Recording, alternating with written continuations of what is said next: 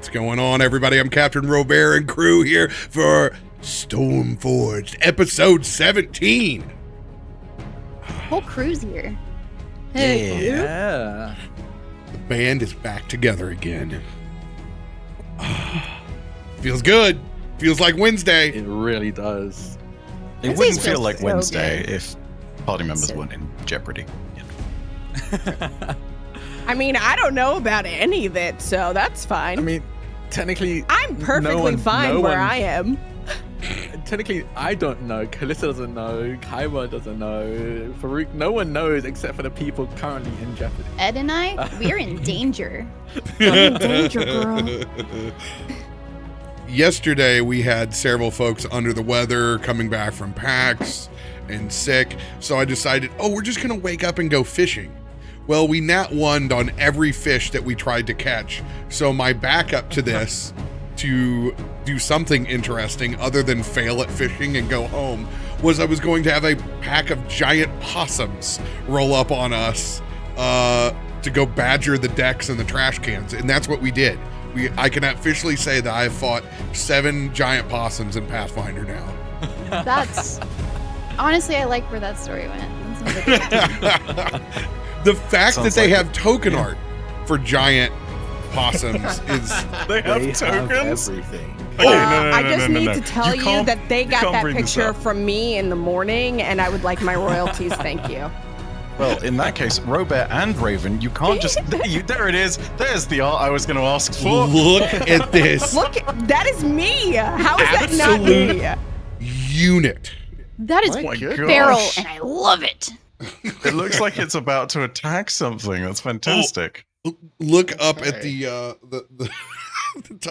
it's a little bit too small on stream, but it's portrait art. Is it absolutely destroying some food? Oh, here we go. It's Are we gonna have this in our campaign today? Yeah, that's me. So famously on stream here, long before you guys have arrived on the channel, possums are a large part of my cyberpunk world, but they have the backs of needlers like Halo. So they're a very cyberpunk, but like Love that. if you're on the lower city, they're like the belays. Like they drag you down into the sewers. Like I was about to say, I've heard the stories of people being dragged into the sewers and eaten by possums. I have knew it was died. coming up. I have been drugged down myself into the sewers to never be seen again by these things. You so. probably see Ratma in Act 2 then and hang out there, huh?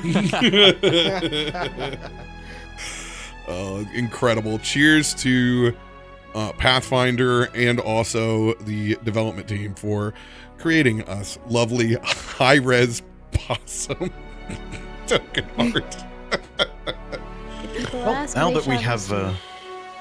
this is fine. We now just have picture evidence of the great, I don't know, campaign across the upper city of Stormforge that was conducted by Farouk looking for the zucchinis for the zucchini bread. It's fine. Oh yeah, did you get those cliff notes, Raven, from Ed about all the zucchini bread? I did not get so anything I- about zucchini bread.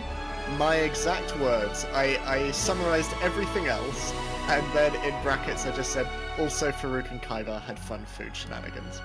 That was, Yeah, they went looking for zucchini bread for a week and a half, and they I thought it love- was a couple of days. We That went on a- tracks. I, I love 10-day it. excursion. It's a good time. Oh I my ate a god. lot of zucchini bread So before good, that though. session. But did you get like some melty cinnamon butter? Because if not, then you gotta do it all over again. Oh yeah, we talked I about need a the zucchini bread decadence off. Yeah. of how much melted butter you can put on zucchini bread. It's really an Funny, I excuse just to be changed my name to zucchini bread.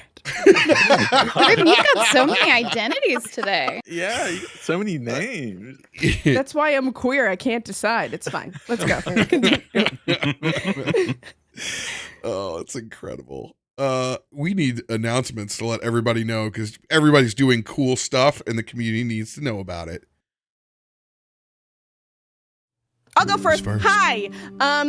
I am doing a complete rebrand of my channel where we are really gearing towards storytelling and dark storytelling at that.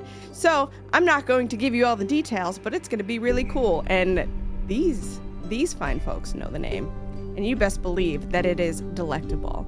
So that is coming. We should That's have not that. the name you told us. It's not. It's not delectable. It is delectable. It's close. It's a little close. There's like a different letter. There might be. It starts with a P. Oh, Pagina! Yes, I was thinking exactly. So You can say hopefully, it doesn't affect the shadow man. Go. Perfect, beautiful. I'm glad we got here. it should all hopefully be up by the beginning of October. And also, like, it's my birthday this month, so Ooh. Happy birth month. thanks. I'll be 21 for the 13th year in a row. Thank you very much. And yeah, that's it. And starting next Tuesday, we are returning on the Wounded Warrior Project Twitch channel. The wonderful Sam is producing and just generally doing all the work that you do not see behind the scenes to bring the second season of Eden Falls, our Tales from the Loop campaign. It is set in an alternate 1980s America, where everything's very Spielbergian, very Stranger Things, but there are robots on the horizon, and there are magnetrine vehicles in the skies above, and there are mysteries to be solved. And this season, it is a brand new autumnal, I'll say it, Halloween set mystery for the next season. And there are some new faces, there are some old faces, both in the players and the NPCs, but you'll just have to go and give... One of the faces... we have announced one.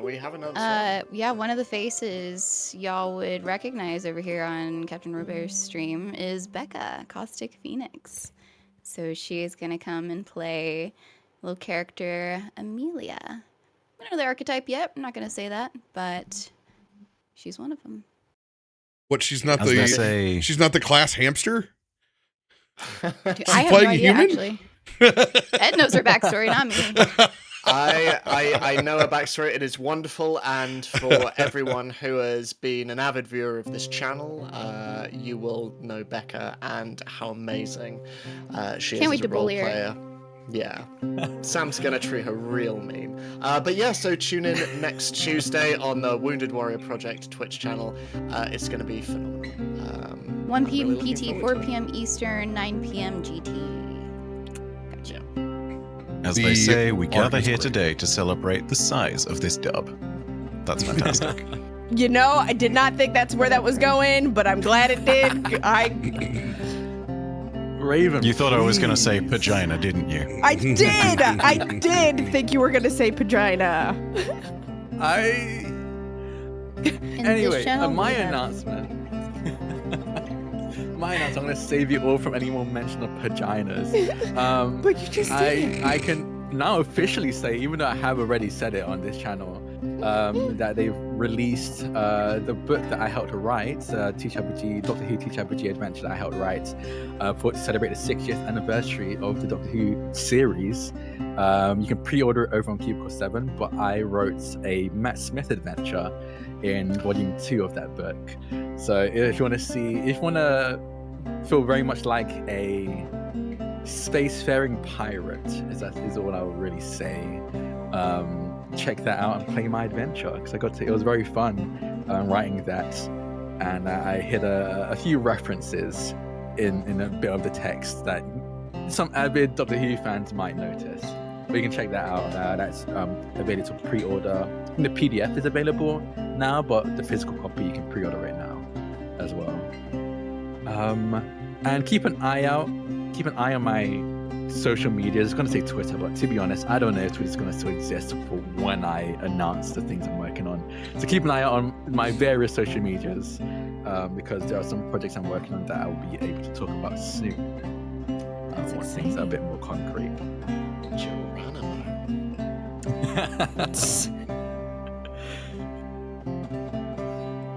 Anyone else? Well, this Sunday, we got a double feature for you on the channel. The Mods campaign is back, and they are getting their own city-state inside Faltura that will be happening at the same time as Marrowstrand and Stormforge. They only know minor details of the city, but we'll be announcing the name tomorrow. But just like last night, we will tease you and we will show you the rest of this ridiculously good-looking party. Ben over at MetaWorks did our art for this campaign. Incredible. Yes. Yeah. It looks so good. It's so sick. Look at it. I am very, very excited about the far right because that is a ancestry that has never been played on our table before, and I'm excited. I can't help that two of those look like the hybrid of Ed. The far, listen. RoBear means the character on the far right. The character on the far right of the screen, ladies and not gentlemen. the political party. That one there is called a Galoma, I believe, ladies and gentlemen. I just go keep it moving. Go keep it moving. Collective And then Ed DM started sigh. laughing, and I was not okay. I was gonna let it go, but then Ed just like cackling. I'm so sorry. Hey, real quick, in the middle there, though, is that Alucard? So this is my non-vampire Alucard fantasy that I have here. Oh, so it's based on. Okay. This is actually the physical side of my dandy. So I'm playing straight up fortune teller, dandy. Most of the time they have cards, but the sword is, and here's a little background detail. The sword is their father's. So this is a mommy issue. So it's a changeling. If you're familiar with the Pathfinder background on changelings, this is the result of the hag consuming my family and sending me away, as I am of no use to her. So she, my mother has taken my sister from me and my father. So I am mommy issue dandy, and I'm very, very excited to play this. But I will probably get to use that sword all of once. I don't even know if I can swing it, but it's they made me look way harder than I am. They went very heavy on the Alucard, but yeah, I'm excited. Super pumped. It'll be fun. Coming to a Face City near you. I'll end it at that. One last public service announcement. If you're out in stores, fall is here. Atomic Pumpkin released by Voodoo Ranger. Yes, it is spicy, so tread carefully, and I suggest using it as a wonderful food beer, because that's how I consume it. It is not Wait, a... did you say a food beer? Food beer. Is that a proper term? Food beer. A beer that you have the food, right? You would be very not had it surprised always and with you? shocked by the percentage of people that do or do not consume food with alcohol. Is it like a dessert wine kind of thing? Where you really shouldn't drink it by itself because it's got that specific taste? Things that are very rich or intense flavor profile wise that aren't consumed in multiple fashion kind of fits the bracket. So yeah, totally. Things like port wine, for example. Yeah, this is a very flavor intensive beer, but this is so good with hot wings. I love it. I'm glad I'm in a channel where somebody knows their beer, like the Atomic Pumpkin from Voodoo Ranger. You should go and pick yours up today. And some zucchini bread. Because And we need to zucchini pick up where we left off, splitting the party in multiple directions for 6 weeks. Now, we have not touched on the fact where Chrissy has been, as Raven was not with us last week. So we have a whole different dimension to search through. but we have had conversations and homekeeping from Kallisto and Loluphia. A little bit of magic being taught to Ziva. Fun food adventures with Kaivar and Farouk. An angsty Myshkin stalking the Amber Forge, still trying to leave his imprint on the family by dropping off a spell scroll of shield. A Kallisto who's still not quite over the fact of these strangers injecting themselves into his family's life and his work.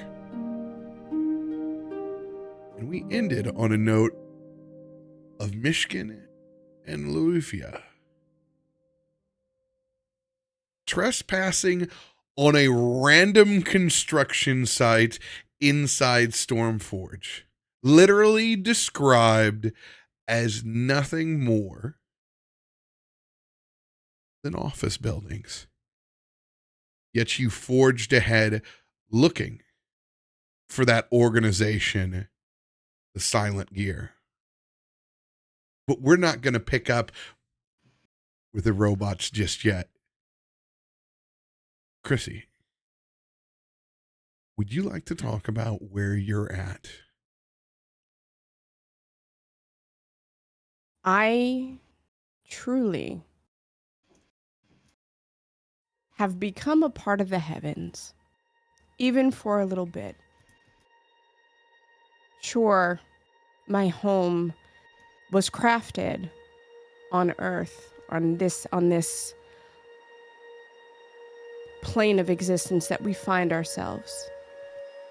But I am constantly called to the stars. And it is there that I have returned, as I have done many times before, for a respite. I'm feeling a little more emotional than I would like to, considering that my job is to be a mouthpiece for the heavens, so I am attuning myself to my mission again. I need literal and figurative space. And it's there that if somebody could actually see, there are small sprites scattered throughout, perceived as stars or celestial bodies, and in one regard that is true.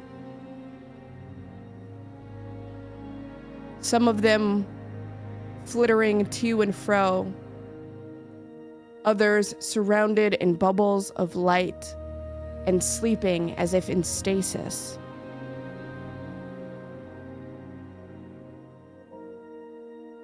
And Chrissy has enveloped himself in that blanket of light, though not sleeping.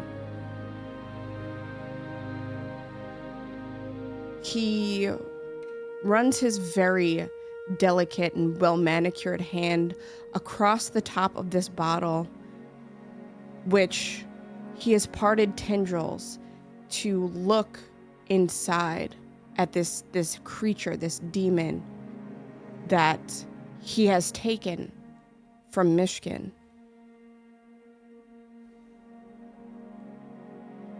And he's eyeing it curiously, seeking answers that he's quite sure he's not going to get.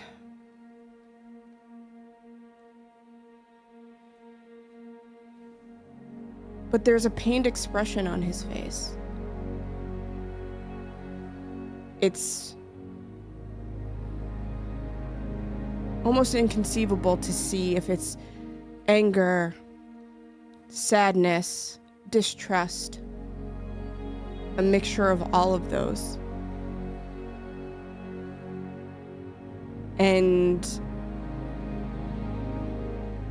he retracts the tendrils completely, knowing that in this bubble, is a safe space.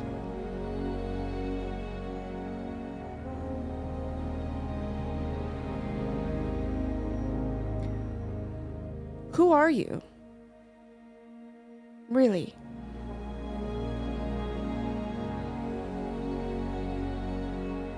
And he's trying to talk to this creature. Not sure he's actually going to get an answer, but trying all the same. Probably not for the best reasons. I think in this moment, he truly feels like this is the one connection that he has to the people that he cares about below.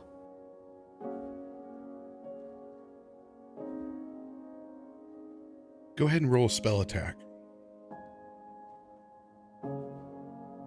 Okay, hold on, please.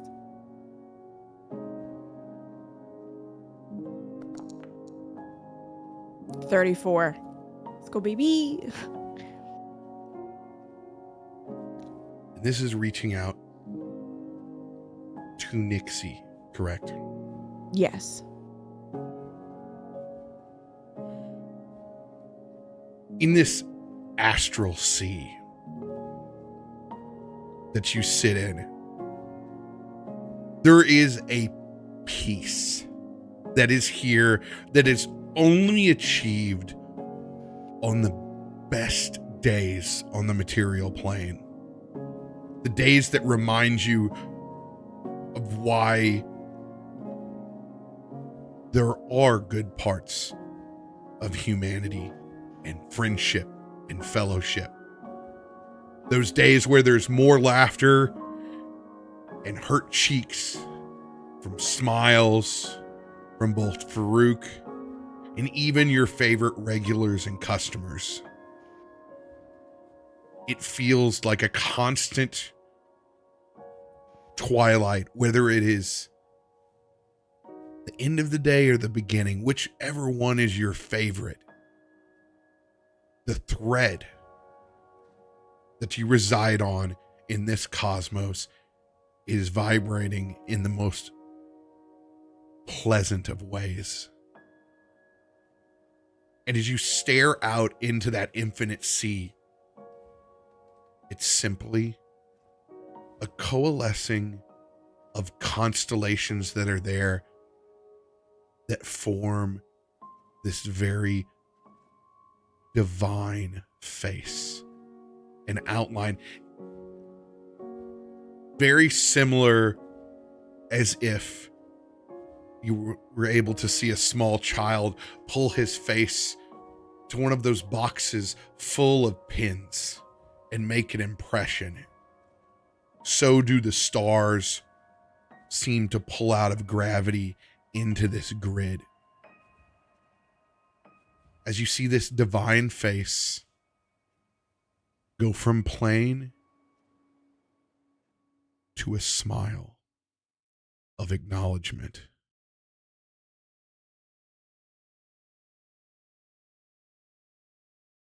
There's a moment of shock on Chrissy's face as the bubble that he enveloped himself in peels away like flower petals and raises him closer to this figure. And a very small hand just reaches out, stopping before extending fully and wrapping his fingers back into his palm and bracing himself as those fingers unfurl over where his heart is. Mother, I hadn't intended to disturb if that were the case.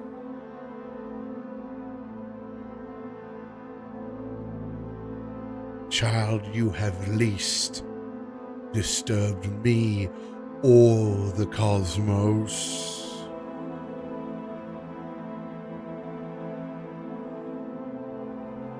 You are welcome here, as you always are, my child.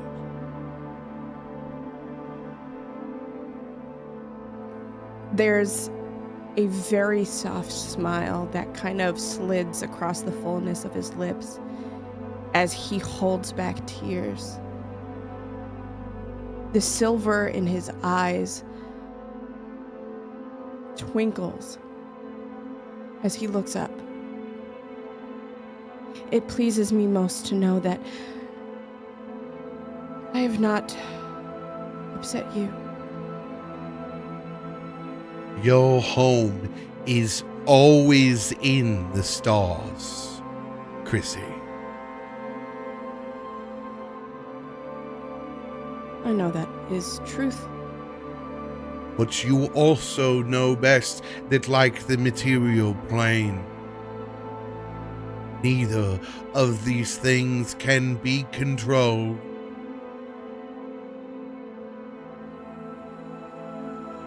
There's a solemn nod. I do know that all too well. I fear that I've gotten too close. I have grown attached.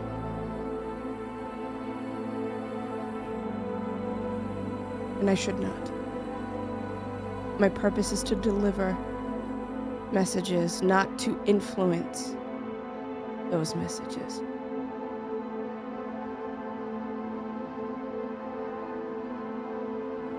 And for that, he kind of like shifts himself, sitting taller, but not from confidence. It is from acceptance.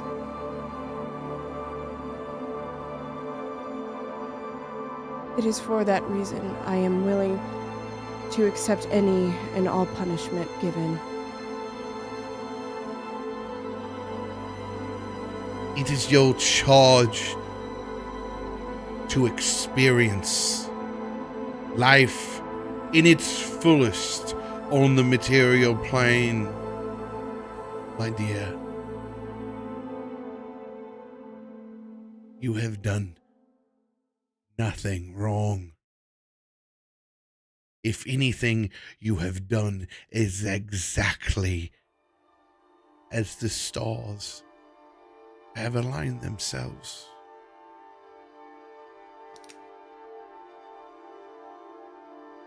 You have shown them the probabilities, the ways, the dangers, and the truths that lie ahead of them, Chrissy. At great personal risk to your own sanity. What others may call a curse, being an oracle, is the burden of probabilities and truths.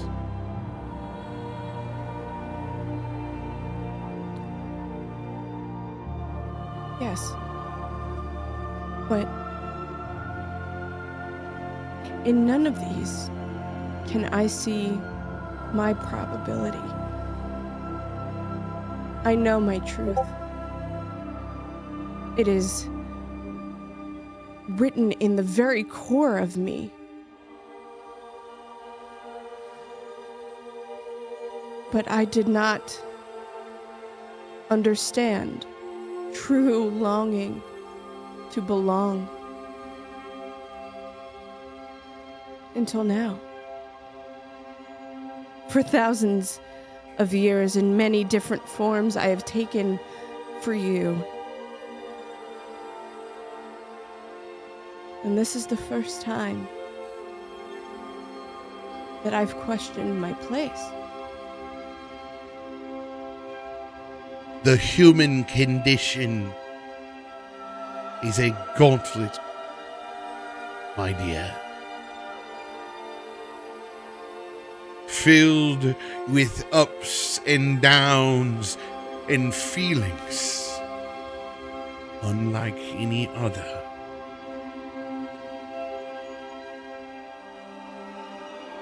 Your previous lives and service to me and the rest of the cosmos have always prepared you for this.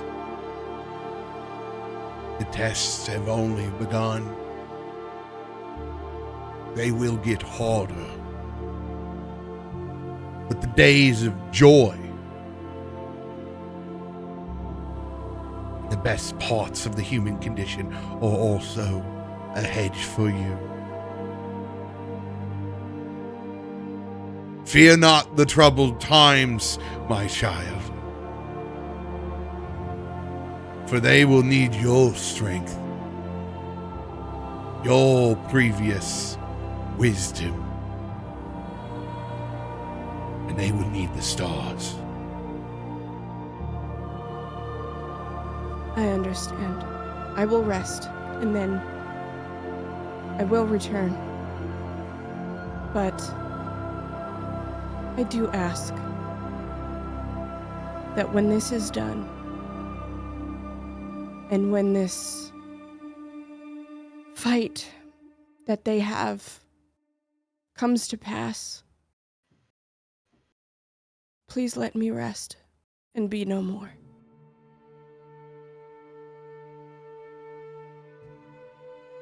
The choice has always been yours, Chrissy. Whether you believe it or not, you cannot force truth. Very well. Then I shall return to this. He stops and there's this calculation on his face as he's about to say the words that is not unsure, but it still hurts. When I am done, I will return to the stars indefinitely.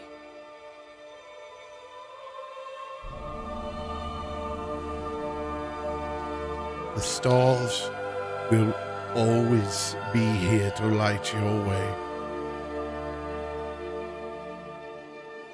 And that path, when you choose to illuminate others, when you permanently join us, will be here.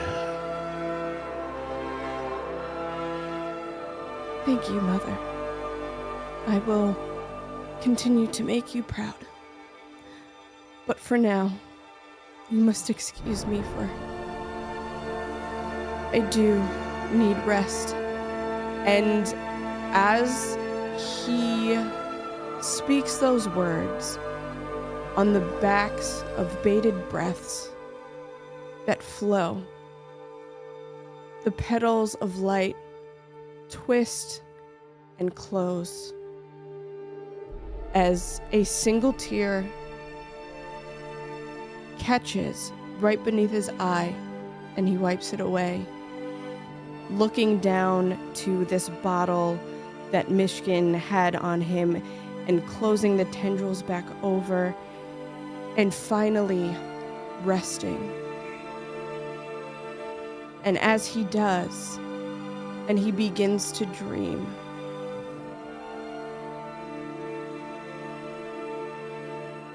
he would likely reach out to Kaivar. I don't even think it would be intentionally. I think it truly is. He is just missing this family that he created that he's never really had. And for him, Kaivar truly was the start of that, because it had always been him and Faroük, and maybe he started to take that for granted, but to be seen by somebody outside of Faroük who he feels is like, well, Faroük has to tell me that I'm cool. I think it really resonated with him.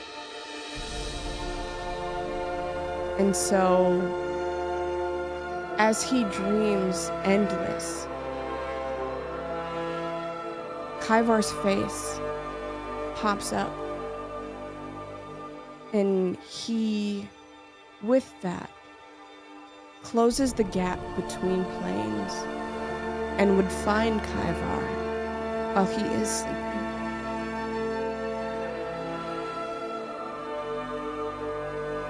Go ahead and roll a spell attack. All right. 32. Ooh, strong tonight. Baby, got her plus 15. Come on now. Go ahead and give me a will save, Kaivar.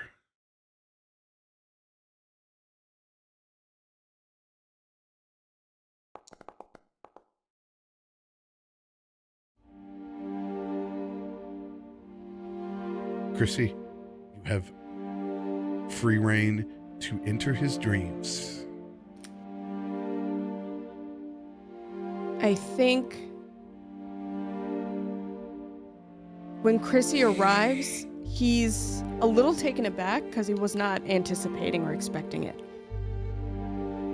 So he kind of just like lands, almost like flutters. And he seems bigger. He seems like he is human-sized as he lands. What is he seeing in Kaivar's dream? Because he is not replacing Kaivar's dream. He literally has just dropped himself into the middle of it. The structure itself feels a lot more rigid than human dreams. Normally, we experience something which might be described as a wash of color and emotion and people and faces and experiences. Kaivar's dreams are much more segmented, rigid, something that can be more easily compartmentalized and stacked away, almost like hexagonal pods, stacked one against each other.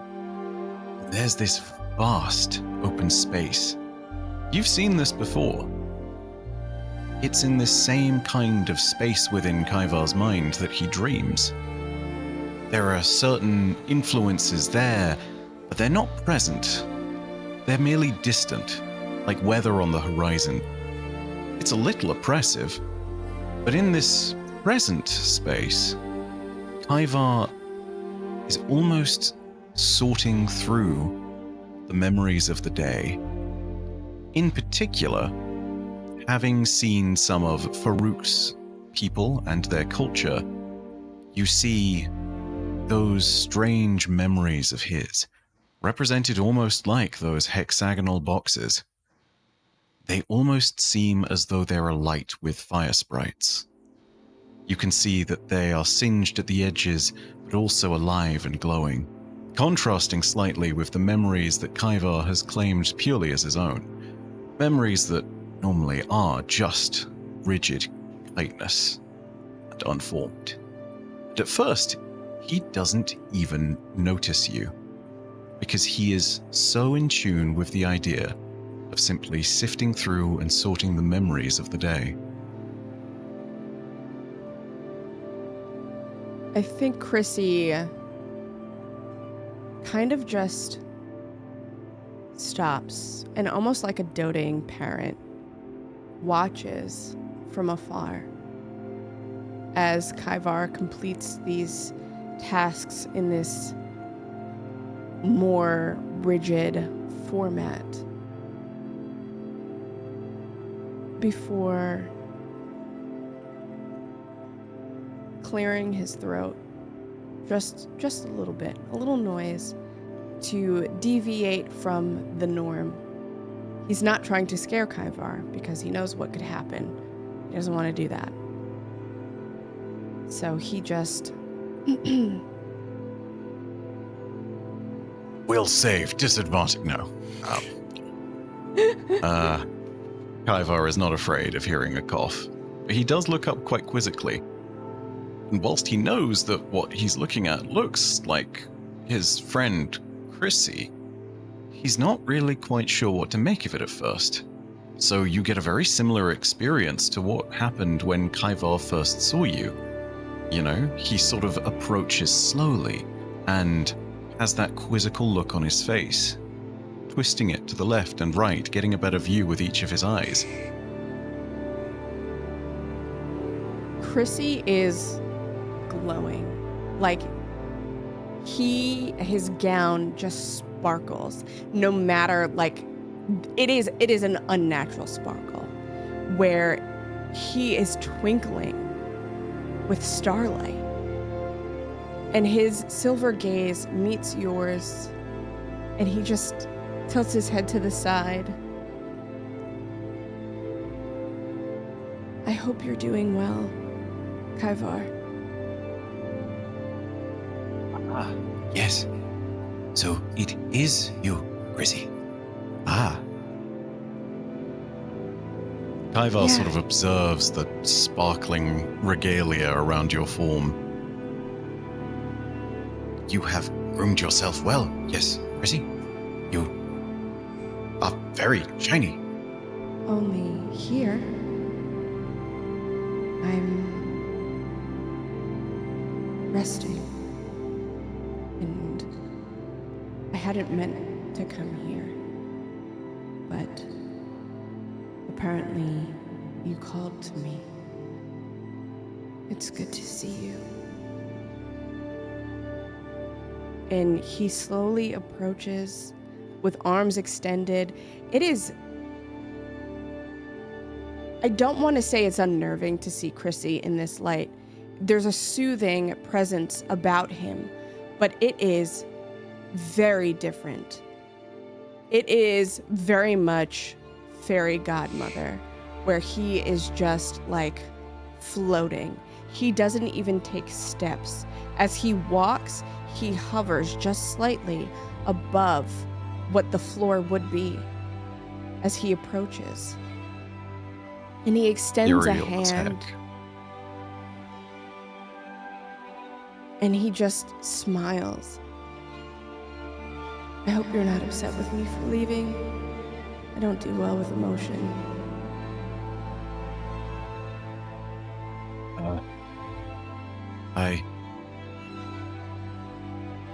I'm not completely sure, Chrissy. It wasn't good, but a lot of this is new. It's not knowledge, but it is something I know. Something I feel. I'm unsure. Yes. You That's get that okay. expression. You get the expression from Kaivar's aura that there is genuine confusion and that he has been trying to figure parts and pieces of that out.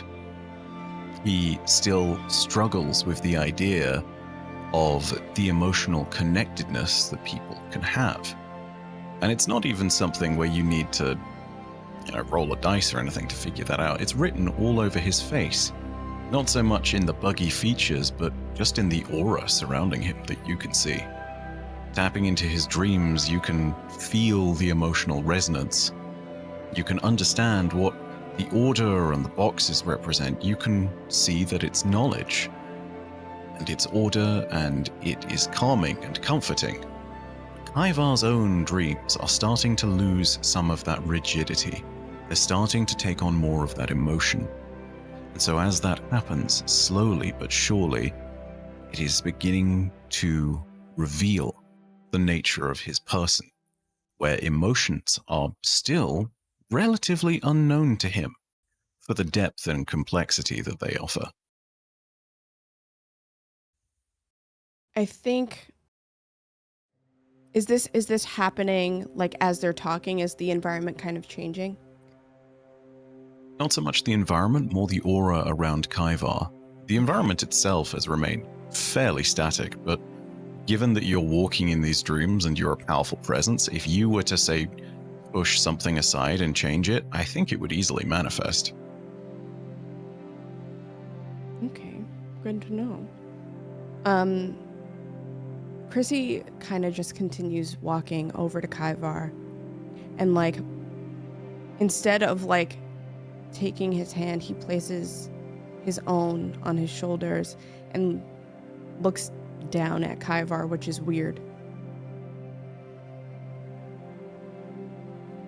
I too am learning how hard emotions can be,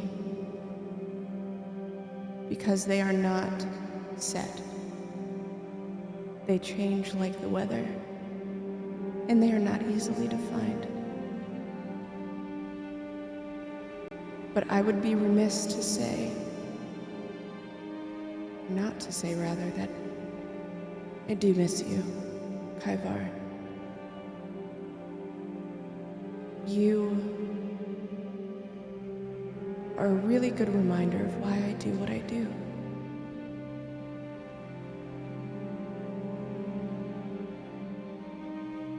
I miss you too, I think.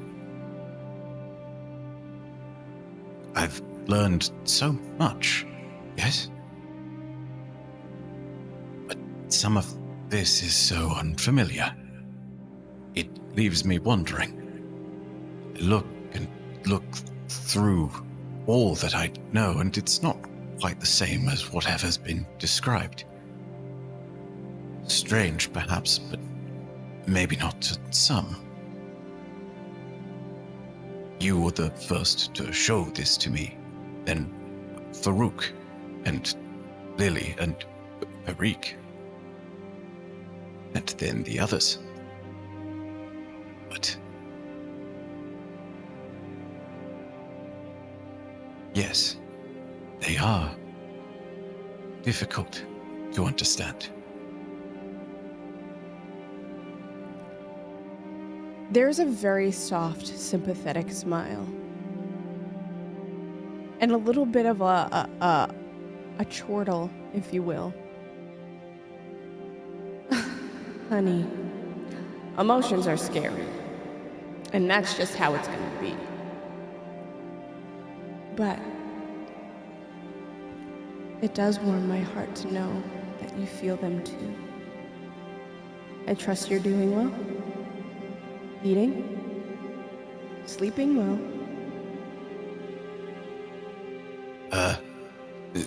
Sleeping not so much. Farouk's hammock is not, Kaivar does not fit properly. Maybe fits too well. Tell that man to put you in a box. Jeez, what? I know he got boxes. Trust me, because we go through mead like it's nobody's business. You tell him to put you in a box with the blanket. I'll tell him. Where's his head? He sleeping? He has had much zucchini bread. He's asleep. Y'all had zucchini bread without me? You know what? That's neither here nor there. I'm over it. I came here to be supportive. I'm not upset. And like you can see like a little eye twitch. As he says that, there's a little eye twitch like I'm And anyway, okay, zucchini bread, that's good. That's good. Chrissy, I do have a question. Chrissy kind of like shakes himself out of like the little tizzy that he put himself in and like takes his arms off Kaivar's shoulder and like straightens out his gown and like the V-cut's nice and like we're just... I have an answer. I think.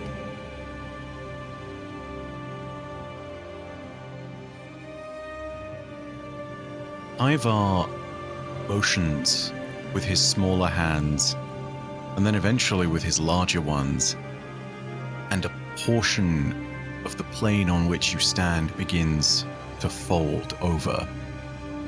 And it folds through you and through your perspective, collapsing almost like the page of a book, turning back on itself. There's a new plane on which you stand.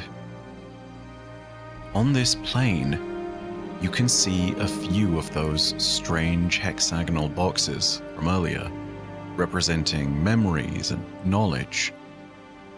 These ones are different.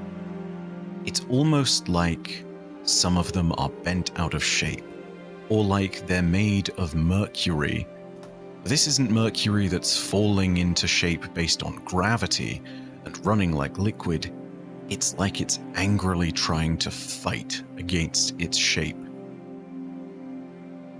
You can tell that there are emotions here, and you think that that's probably what's going on. To understand a little better, go ahead and roll occultism. Oh, heck. Okay, I'll do it.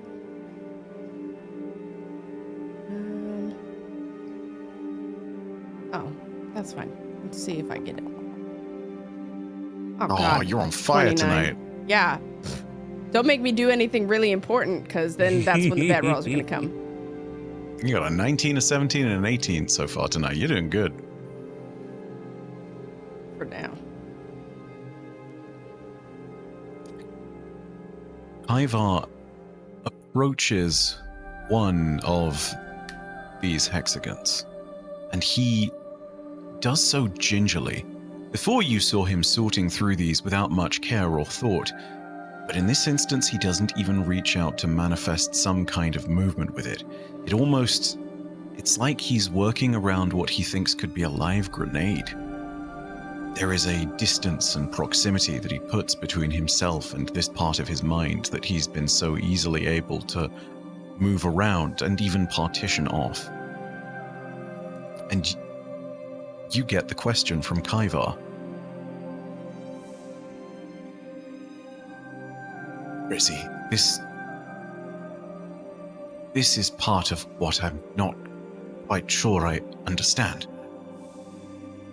I've felt it before, but it is attached to knowledge that is necessary. It doesn't fit with the rest of the plan. It doesn't seem to want to. It doesn't feel right. Without even touching it, understanding more about the emotional spectrum than Kaivar, but also with your deeper connection into his mind, you can start to realize that whatever's in that box is tinged with the emotion of fear. A deep, primal fear. And kind of like the boxes that you saw which represent Farouk's culture, something around the edges is tinged. But it's less about the edges of a slightly burnt page. It seems more as though it's the black soot that you would get at the edge of a forge. Chrissy kind of takes this all in, and he's looking gingerly over these misshapen hexagonal pieces and these colors and the imperfectness of all of it.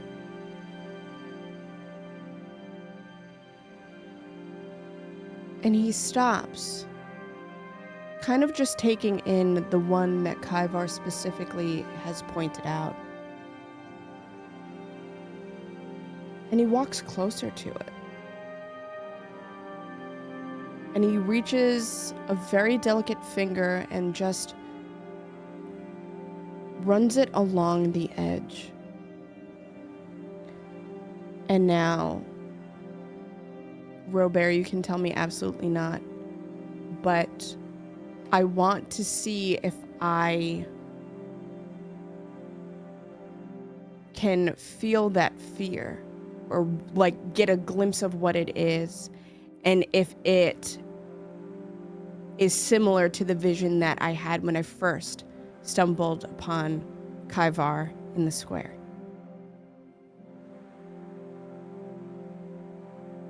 Go ahead and make a spell attack. This is where I get the one, baby. Okay. Give me a second. Okay, here we go. Oh my god, a nat 20. Are you sure it's where you get the one? Hell yeah. Kaivar. Will save.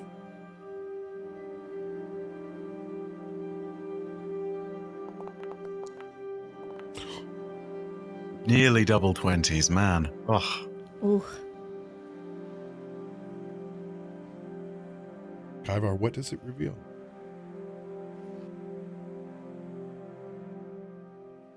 It reveals the sum total of knowledge surrounding what was seen by Chrissy and Kyvar when he first reached out to him and was overtaken by that vision.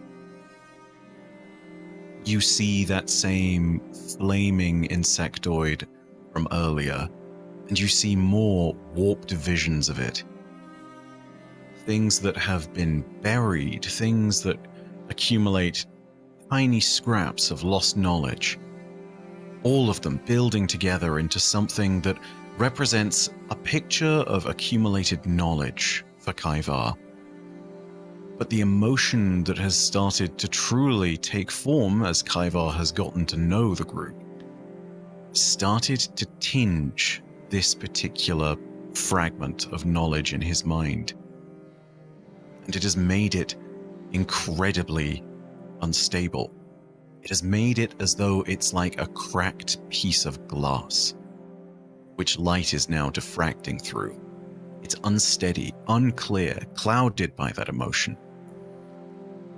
Most interesting of all, though, there are two tints of fear here.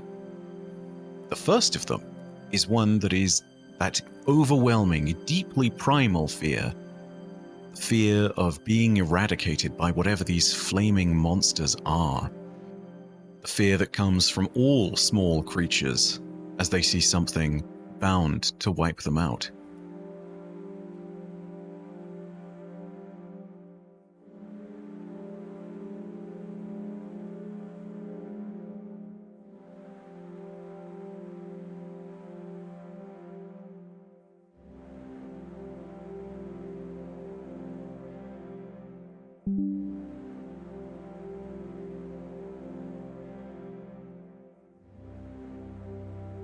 RoBear? Bites the dust.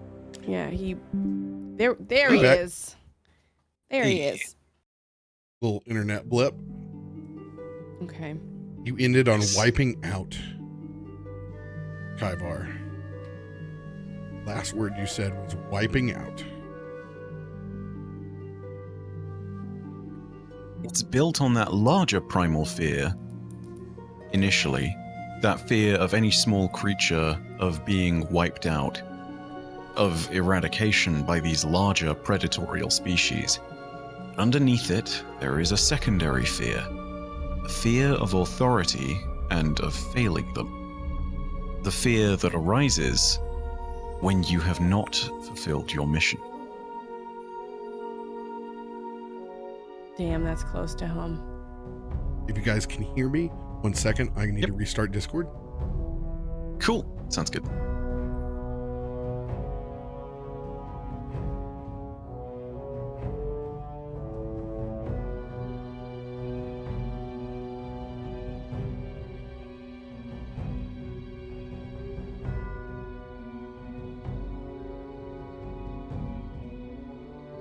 Save some for the rest of us, dice. please. And continue. Hold on. Being greedy. I'm really not trying to be greedy. Or you're setting the bar of where we're gonna be. Maybe it'll just be, you know. Sam, No, have you it's seen only your good. rolls? Don't Have you manifest seen anything your else. rolls, Sam? I don't know about that. Poppycock. All right. Pick back up in the scene. Oh dear. Okay. I'm gonna take a sip of water. I've been talking a lot.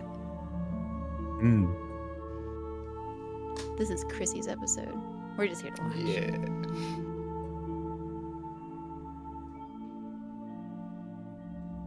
I'm excited.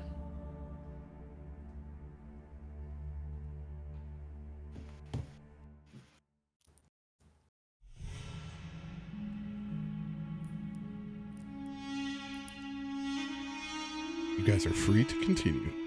Okay. Cool. So, this is what I want to do. It's going to be a little outside of the box, so just hear me out. But I did get the nat 20, and I did get the critical hit deck card. And for a spell, it is petrified. Right? What I would like to do is, as I continue to run my finger along the edge of these cracks, my hand just stops in the center and there's a pulse of light that just pauses the amalgamation of these moments. So as these things are kind of coming forward in this hexagon, the surface itself almost begins to look like ice. Very transparent. And these warped images and fragments just stop.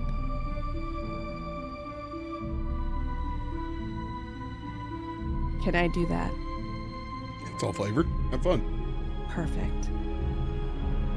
Also, RoBear, you're quieter than you were before the blip. Shouldn't be. Oh, there you are. Now you're loud. I turn to look at Kaivar.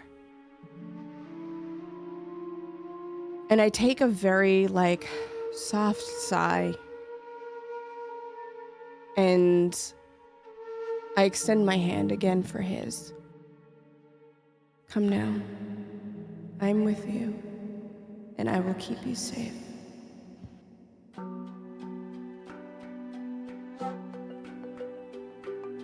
You can tell that there's a moment of hesitation, but not hesitation for a lack of trust, hesitation to ensure that he takes the action he means to. As at first Kaivar reaches out a larger hand, but then reaches out a smaller one instead.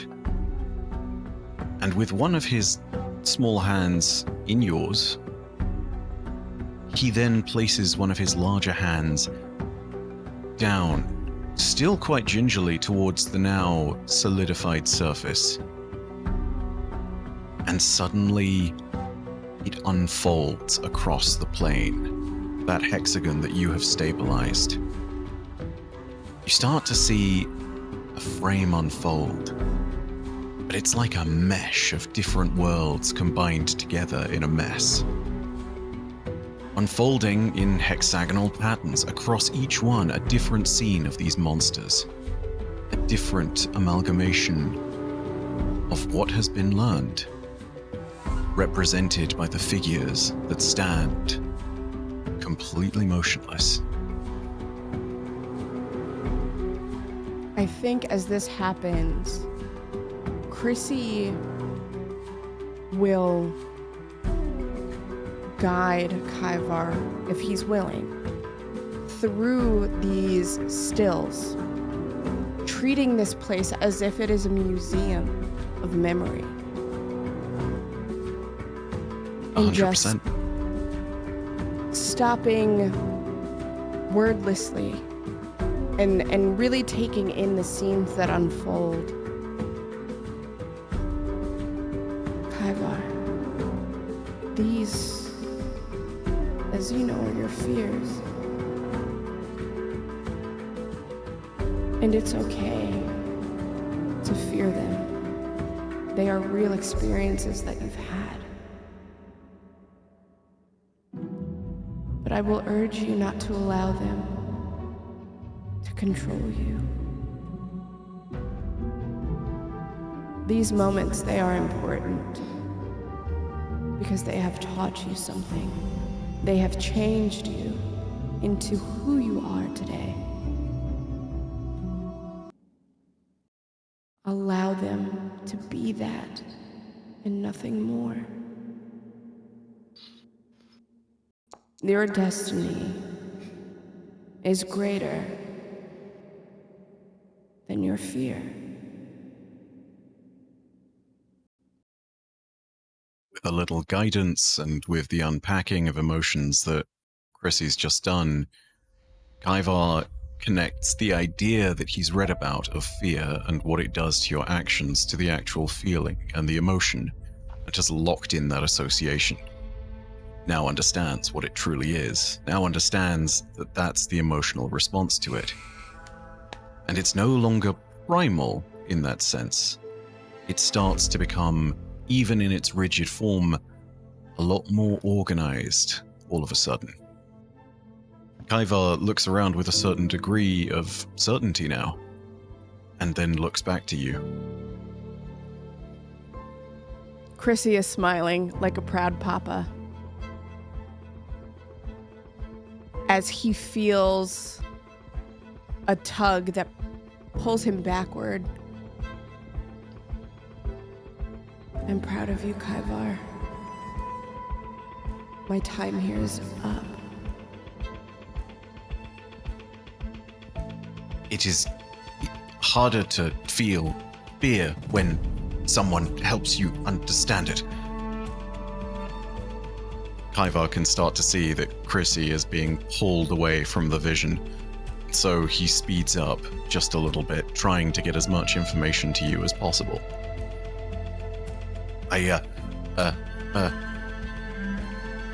Sorry, retcon that. Kaivar doesn't say I. This one, Kaivar, does not quite know what to make of all of this. But ever since it was shown to us first, I have been searching, finding small scraps here, there, wherever I go. Yes, I've been trying to understand and trying to unearth it all. Keep on saying I am so sorry. It's really hard. It Be is. consistent, Alfie. I You're apologize. okay. You're okay. There is a very wide grin on Chrissy's face as he is more quickly being pulled back, and then that hover that he had starts to become flight. I will be with you, Kaivar, to work through them. I promise. I'll never be far away, even when I feel like I am. I'll see you soon. And as that happens, there is just a very warm light as his wings extend outward, now massive, and curl in to hold him, glistening like a dragonfly's would, in myriads of blue and gold and green and purple. And he's gone.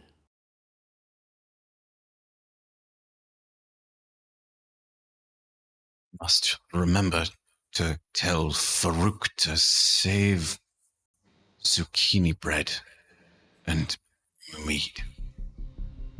Yes. And as Kaivar walks away in a very matter-of-fact pace, behind him the plane starts to fold back in on itself. And with a gesture of two of his arms in one way, it returns to the previous plane, where all the other boxes are being stored. This time, that hexagon that has been stabilized is brought with him. And he begins to configure a new stack. It stands suspended in the center, with clear lines and places to information that is just missing. It's like the insect equivalent of seeing that Always Sunny in Philadelphia red string and corkboard with all the conspiracy stuff in the middle. But everything that Kaivar has gathered thus far sits at the center. Soon. Yes. Maybe. No. Must learn more. Must learn more. Yes. Kaivar returns to sorting through, a little bit more purpose in his stride now as he goes through his memories and continues to unpack and rearrange the archive in his mind.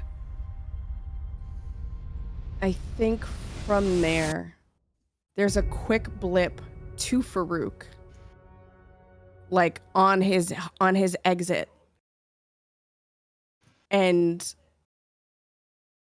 without actually like landing or stopping, if Farouk is sleeping or when Farouk is sleeping, there's just a shout across the sky. There is no body, no visage that you can see, but you know the voice well, Farouk.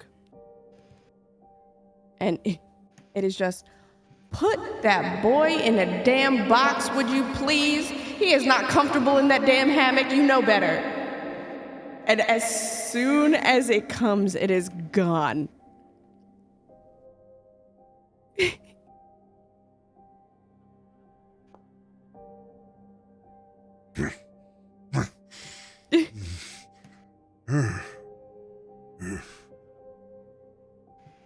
Farouk just gets a trailing glimpse of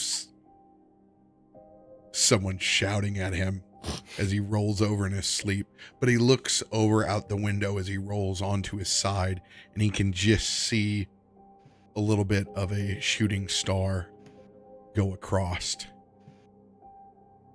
And he smiles before he shuts his eyes again, because he knows in his heart of hearts it was you harassing him about something.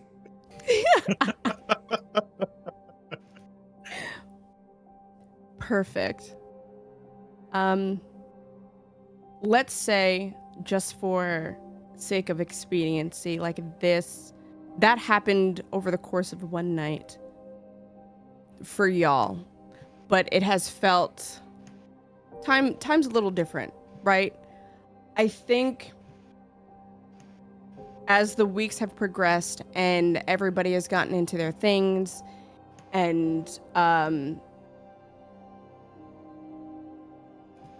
around week 4, we're gonna cut there. Y'all's, yeah.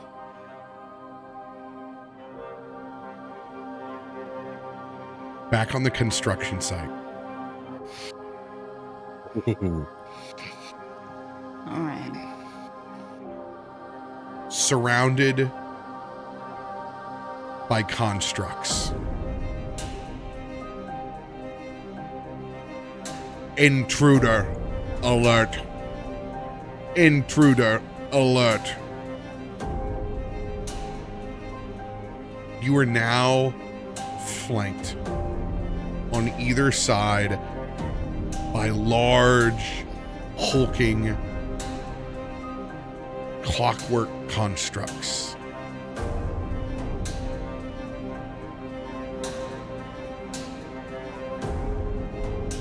How do you proceed?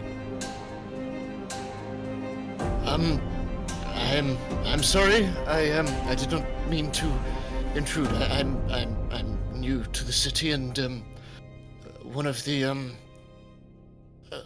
wardens was acting as a impromptu tour guide. We took Showing a him wrong around. turn. Yes, precisely. Yeah. We didn't mean any harm or to stumble upon whatever it is you're doing.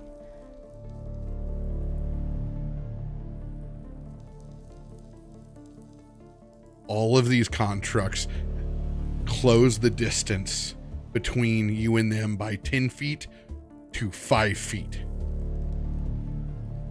All I right, you're want getting both of plenty you close now. to roll diplomacy checks.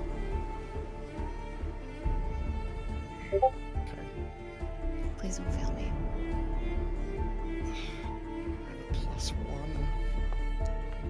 +1. No.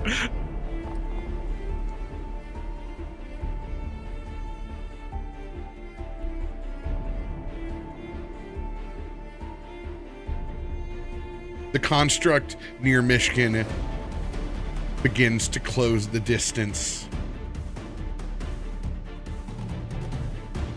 Invalid permits. What kind of permits do you need? Containment. Initiate. That's all I know what this Myshkin. means. That construct extends its arms out to restrain you. It is not violently trying to hurt you, but it is immobilizing you. You know, if you're planning on using handcuffs, I will probably be a little more slippery than expected. Intimidation check.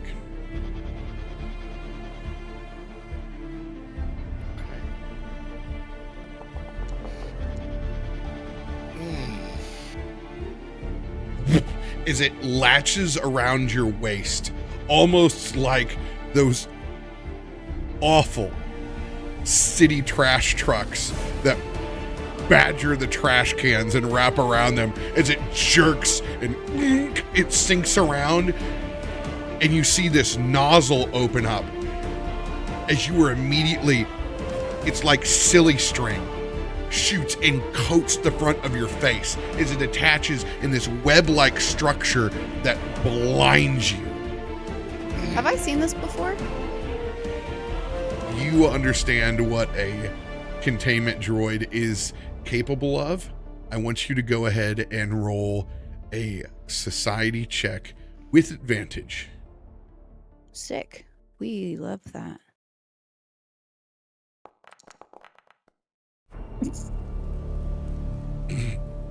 Well, you know, at least it's advantage. Thank God. It's a newer Thank goodness model. It's not a 1. Oof. You haven't seen one that uses this spray instead of a traditional hoodwink. You don't hurt the cat. You know that this is definitely containment and detainment. As one steps 5 feet towards you, documentation. She produces her, I don't know what wardens carry. Do they have like a card kind of thing or a badge or whatever? Whatever cool Or is thing like you a want to have. seal or brand? I would preferably have something as dope as Game of Thrones, some sort of really cool looking house pin to wear that you could put on, you know, like winter formal wear that would make you look Actually, like a you know boss. what? I like that because it could go on her cloak that she always wears. Like that could Absolutely. be what holds her cloak together. And so she would just like move her hair out of the way and be like, here. But if you need me to go with you to talk about everything I can, I need to take care of our guest. What does a warden's pin for you in the Forgotten Lands look like?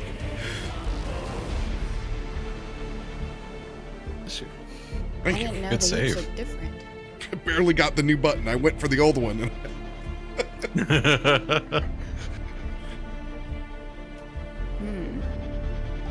Does each warden have a different pin? Or I guess if we're gonna go with pins, according to There's their a unifying theme that goes for the Forgotten Lands that would be identifying where you're from, but you can make it whatever uniqueness that you want that would follow something to the effect of this endless wild growth fey Forgotten Lands.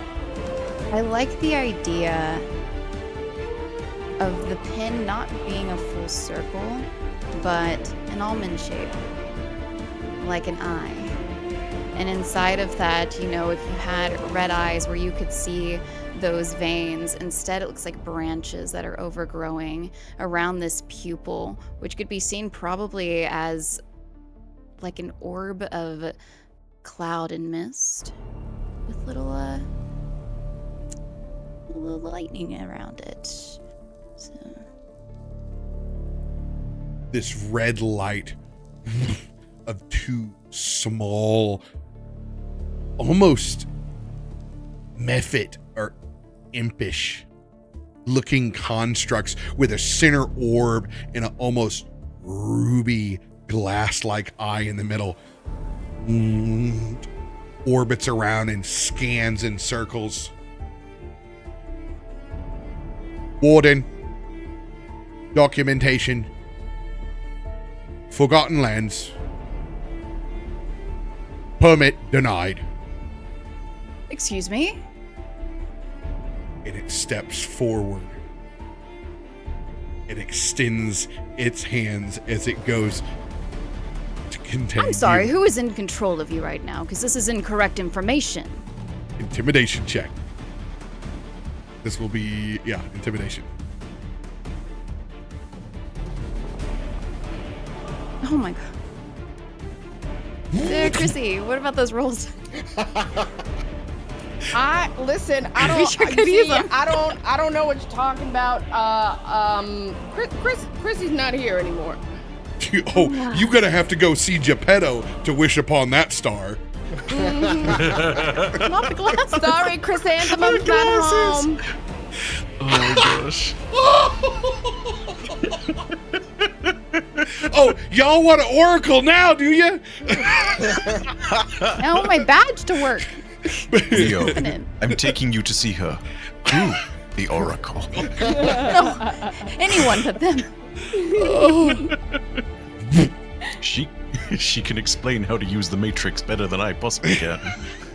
There were not enough whiskey in my cup to understand the third Matrix. As this construct also contains you. And the same mist hits your face and binds as it blinds you.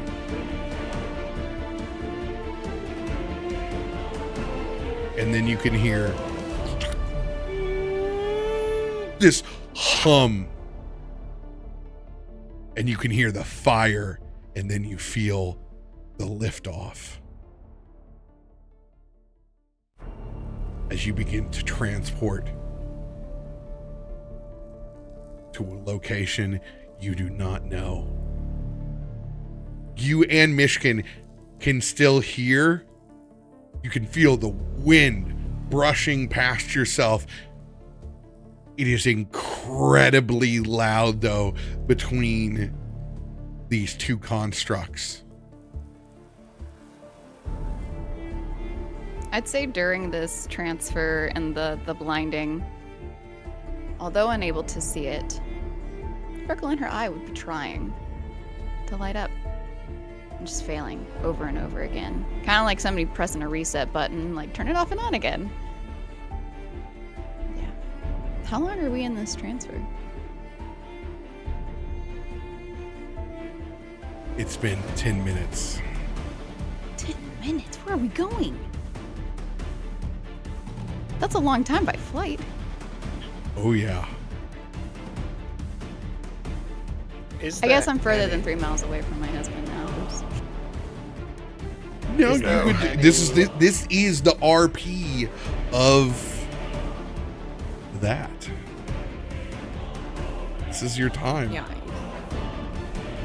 Is there any wiggle room at all?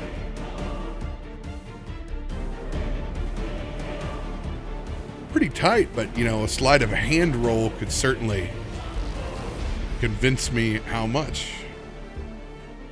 How insensitive of you, RoBear. Myshkin is mostly cloaks and robes. His actual torso is very skinny, and at this point, he is trying to just get any kind of purchase he can. So, I'm going to roll. Would that just be a flat stealth?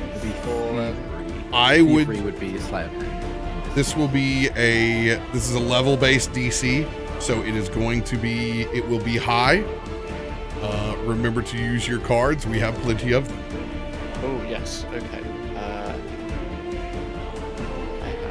In Pathfinder, thievery is the equivalent of sleight of hand. Okay. Thank you. I appreciate that. You're very welcome. What would the cards are all very small for me? What would people recommend I use to stack? Advantage. Would it be inspiration or advantage? I would play an advantage card, and I would play a D10 that'll give you a +3 to your roll. Yeah. I would go all out on this because it is a high DC. Okay. Does anyone mind if I context. draw from Don't the care. party hand? Yep, they're in the Take party it. hand. You should use them. Go for it. Okay. Yep. So I'm gonna do an advantage, and I'll what let would you the other one know. be? Sorry. I'll let you know right now. The DC is 32. Oh God, darn. Okay. So would it be inspiration 1d10 would be the best one to use in this? Yes, Yeah, you'll use that yes. one, and then you can add a +3 untyped to your roll. Just get a nat 20 forehead. Yeah, it's fine. Yeah, you can always. There's always a 5% chance. Ah, So- advantage, 10% chance. So I'm roll. Ding ding ding So- ding ding ding ding ding Hang on. ding. So I'm rolling at advantage, and I'm adding just a 3 to the roll. Yeah. Okay, cool. Yeah, Goodness. get you some. Oh my gosh, and you beat it by 1. Okay. Nubs be what- nubbin. So, Myshkin. Where are Myshkin's wrists at this point? In midair. Well, since they're mage hands, I don't. They just float along with you. That's up to you to tell me. So are my arms restrained, or is it just my wrist and face? I guess my waist and face. It does have you held underneath your arms, so your arms are open. It's definitely using the natural T of your body to help support yourself. Okay, so I'm T-posing through the air. Okay, so with a nat 20, would you allow me to cast heat metal? Yes. So, in the air, Myshkin still has no idea what's going on around him. He can't see anything, but he knows there is metal around him. And as he flies through the nighttime air, 2 pockets of green just light around his wrist as both pendants glow. And the scaly, 5-fingered hands appear at the end of his wrists. And moving them in the ways that he has practiced the semantic movements, a small ring of green fire starts to glow around where he is being held.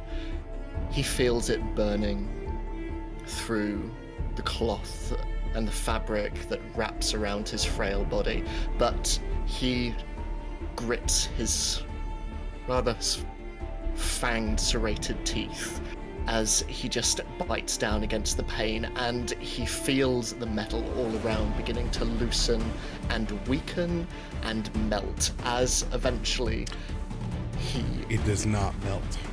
It does not melt. Okay, cool. Well, my robes are on fire, but I'm just using that, I think, with bits of fabric beginning to loosen around. You look like Night and Cat.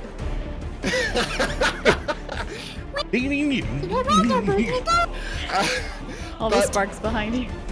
With the amount of fabric that is being lost around him, falling down to the ground and revealing a very skinny, very emaciated frame underneath, Myshkin just slips through the restraint. I'm imagining the web still very much on his face, but he is slipping down You do into not. the night air.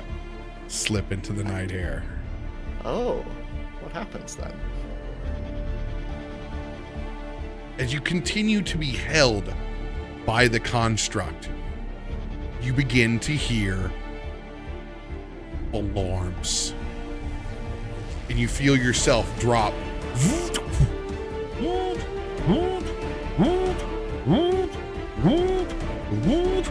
As you begin to hear system overheat. System overheat. Am I still in the sky? Like, are they separate? You've been flying in tandem. You feel yourself pause. Held and hover. Emergency landing, engage. And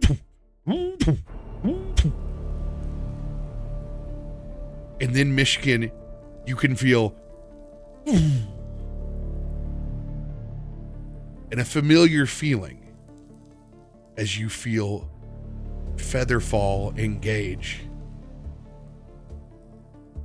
as your construct shuts down.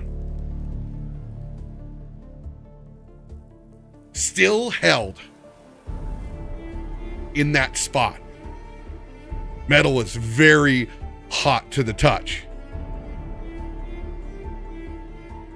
But your construct is shut down. And you are falling.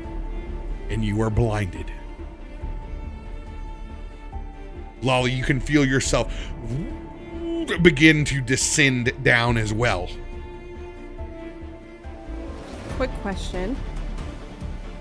What week is this? It's been 10 days roughly. Yeah, this is somewhere around week 2.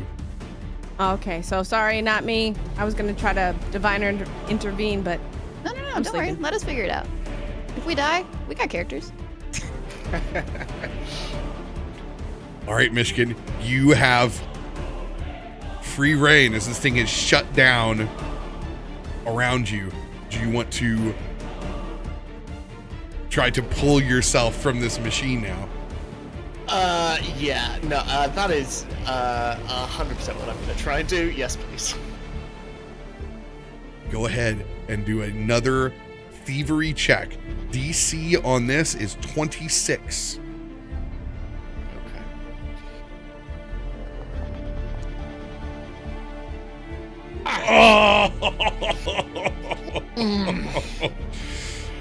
There's just a bit of a squeeze that you can't quite get out as you continue to slowly descend. Okay. All of my spells are offensive. Okay.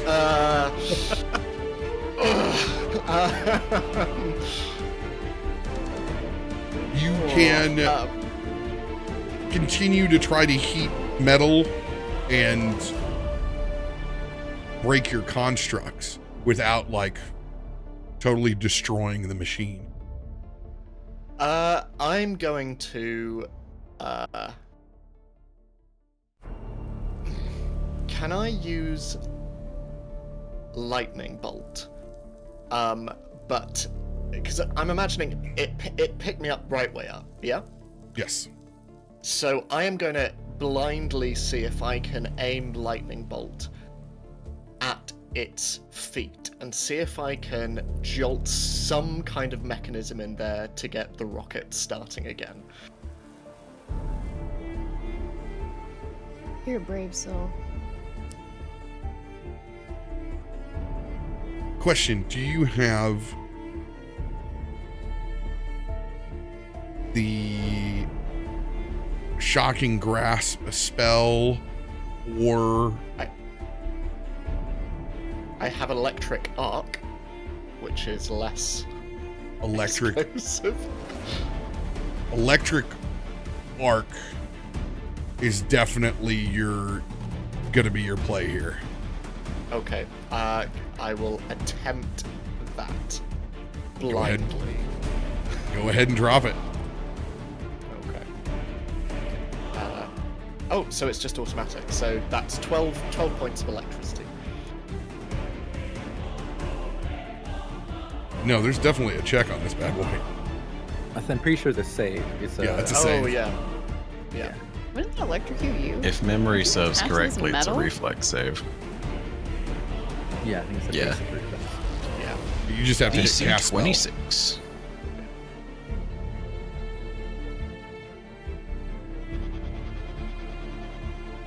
Just hit cast.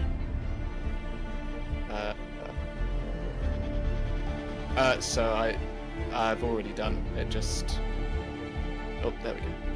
Thank you very much. That's All right. I'm about to have Kentucky Fried Kitty. Kentucky Fried Kitty, get out of here. Myshkin All right. clothes. The machine is at disadvantage so are you at disadvantage. So this is just a straight push.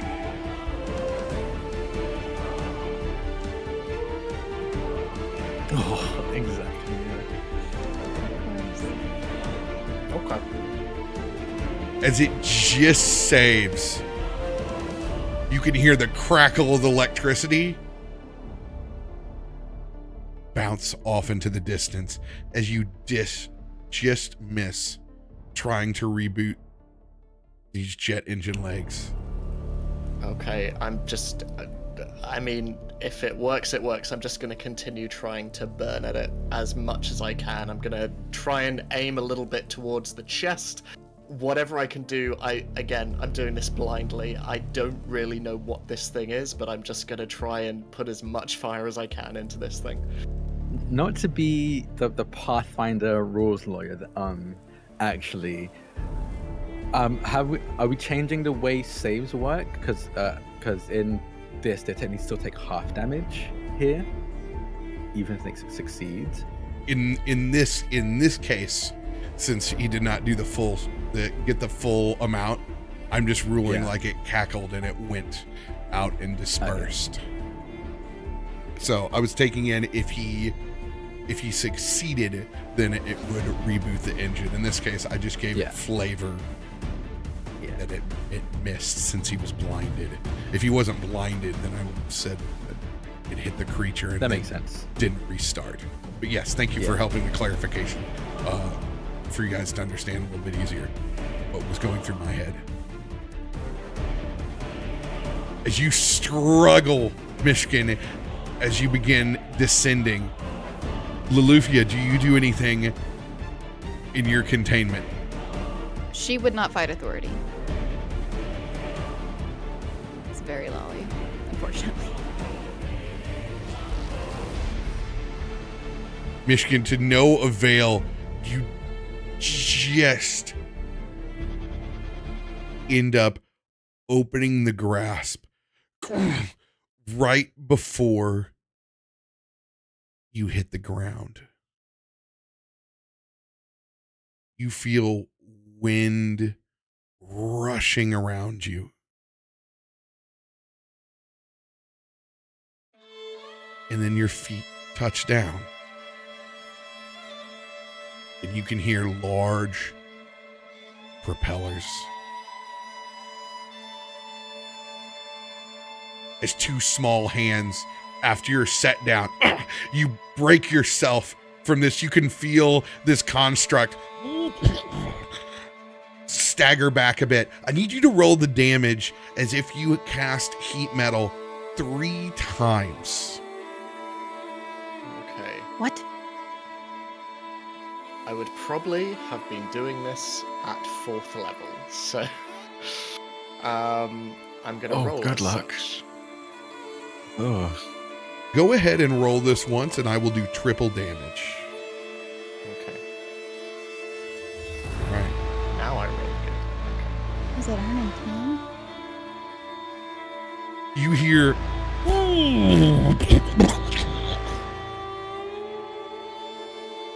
as the construct falls apart and crashes onto the ground. At the same time, some of those small impish constructs in like a awful spa treatment wax pulls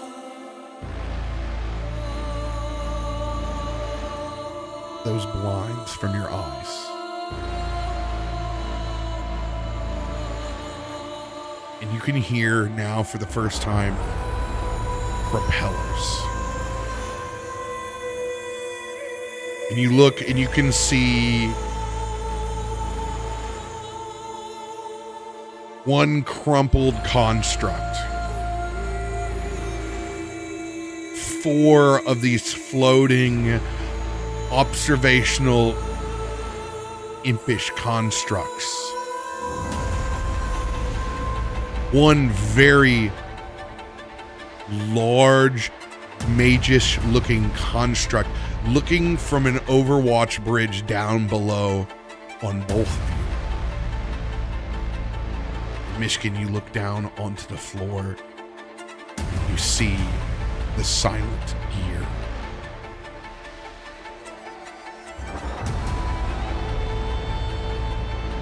Are there any windows around at all? There are. And you both know you are in a floating building. As you can hear the 4 propellers on either sides of this building. You can hear the crunch and the consumption of the recycling of goods inside this. You all have been set down inside of one of the silent gears floating recyclement centers. You are not currently in any danger. You're sitting inside the center platform, observed by constructs. You have seen these float around the city before. Construction sites use them all over Stormforge. Not all floating buildings are recyclement centers. Some of them are literally just that, buildings that can move from place to place. But this one in particular is definitely linked to the construction site.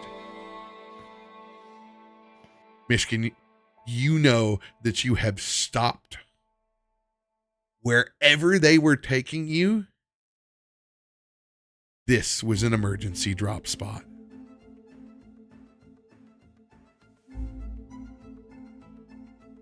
How's Loluphia looking? However she was when they first restrained her. Can she hear? Or is it just blinded? Oh yeah, you've been able to hear the entire time. How loud is it? Pretty dang loud.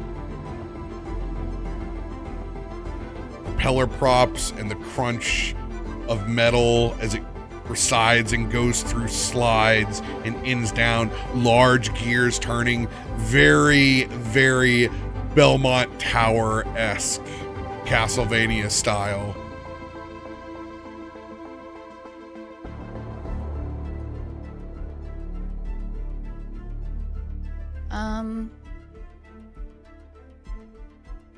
We can't, I can't speak, can I? Yeah, everyone's had their masks have been removed. Oh, okay. Am I unrestrained? Yes. Oh, I didn't realize that. Sweet. I would like to read the air.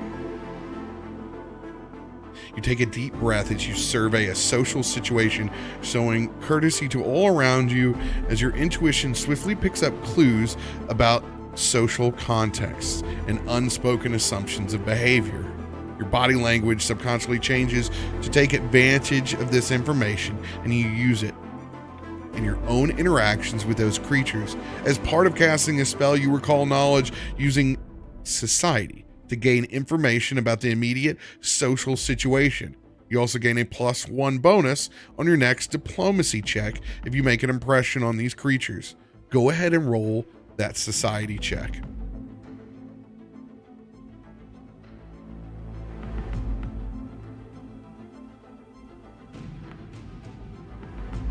Oh, come on. 17. You I retain. would like to luck that. Go for it.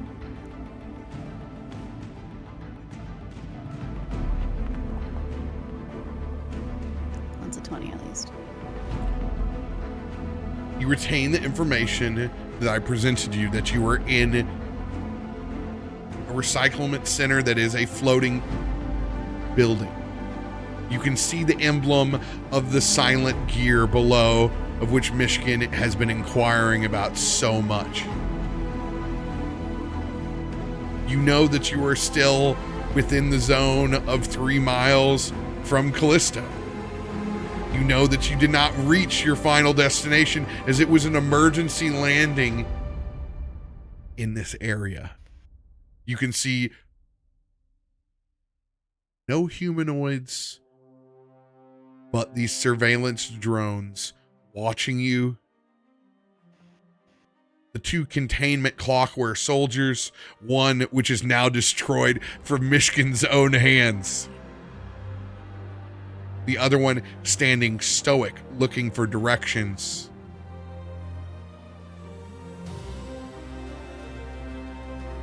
Looking around, nope. Placed free to an extent. You said that the one in front of us is on top of a bridge? Yes, it is up above, looking down at you. 4 hands, elemental orientations, fire and electricity residing in its palms. Eerie blue underneath its mechanical hood. Seeing this, Lolly would slowly, not to alarm any of these other beings in the room, walk over to Myshkin, and while looking up, thought you said they didn't like magic. It is as close as science can come to it. But, and looking down at his burnt and shredded garments, but also the glowing green hands, they know what I am now. Keep up your deception. Did you take damage? Because of his Rakshasa nature, I am ruling that he took no damage and was able to strategically place the heat metal as to not harm him. And if there was a situation where it got a bit too much, his resistance kicked in and took care of himself. So he currently has no damage. That is very kind of you, thank you. Nat 20, baby. You earned it. But looking around, Myshkin just turns to you, Loluphia. The fact that there are no handlers here means we are surrounded only by automatons. That is good for now. Well, being surrounded by them does not mean that people aren't listening in. Careful what you say. You, and he just nods at your pendant. Any chance people know where we are? I have no idea. Lolly is going to turn from you and look up at the main elemental automaton. Are you in charge here?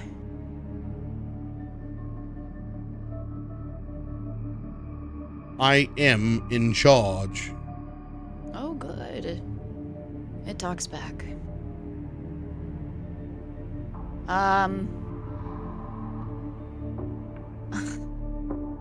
How long are we meant to be in here?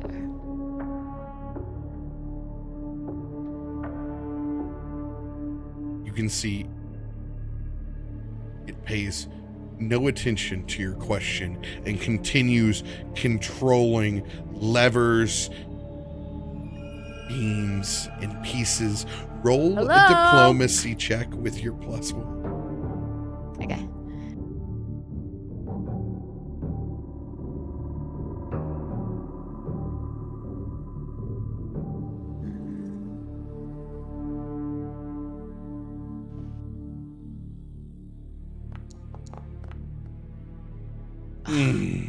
Went right over that 20.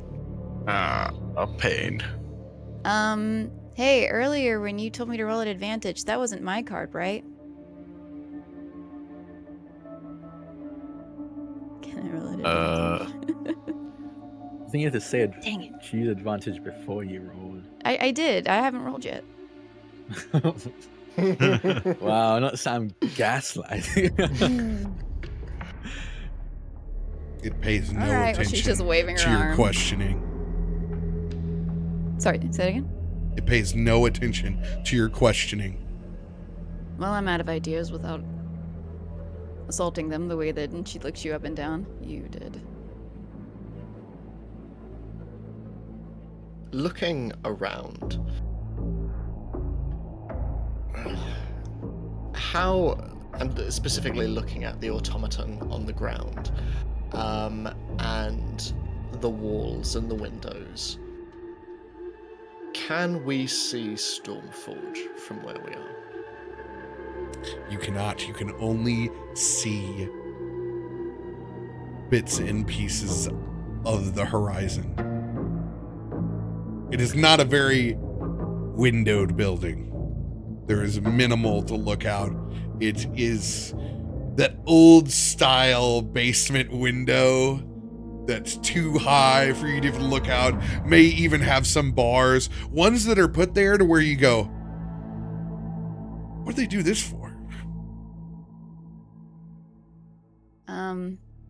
I would like to attempt to contact Kallisto via my necklace. Did you say I'm within distance or not? I think I missed that. I am. All right. Myshkin, you already would know what's happening as the purple pendant that she wears that reflects two elements of water and fire lights up. Hey, let me know if you hear this. Magic detected. You caught me. You caught me. Yes. Quickly letting you know that I'm in trouble. I'm in a box in the sky. Something about the silent cog. And her necklace goes dark. Do I get this? Do I hear it? I want to hear how you react if you do. So It's like- I do get this. I just want to make sure that there isn't some kind of signal jammer Was or it something crackled? like that. Yeah. I want you to roll. Box sky. I want you Bob, to we had a roll. baby. It's a boy. And a baby. It's a old school. I want Oh, you to no, roll wait. Oh, your spell attack. Loluphia. sorry, I fully lost. I want you to roll your spell attack.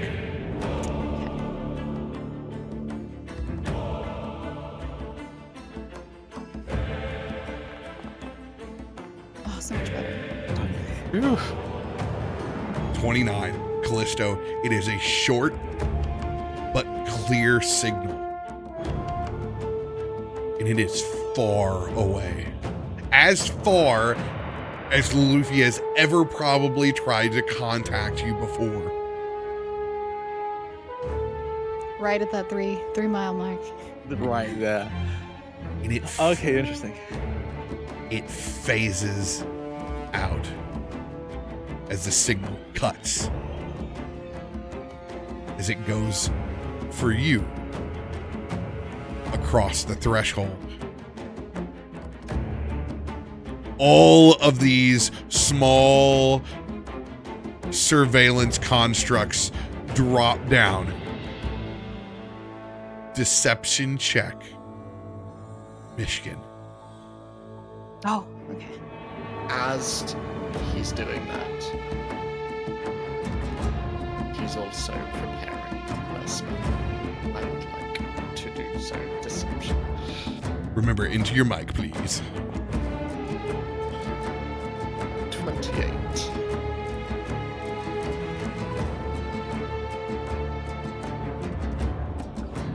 Four perception checks. 28 is the line. Hopefully they only have a +1.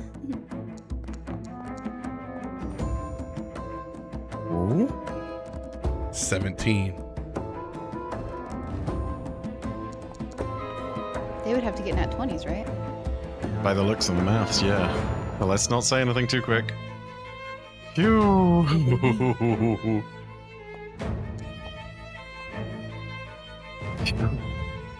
There you go.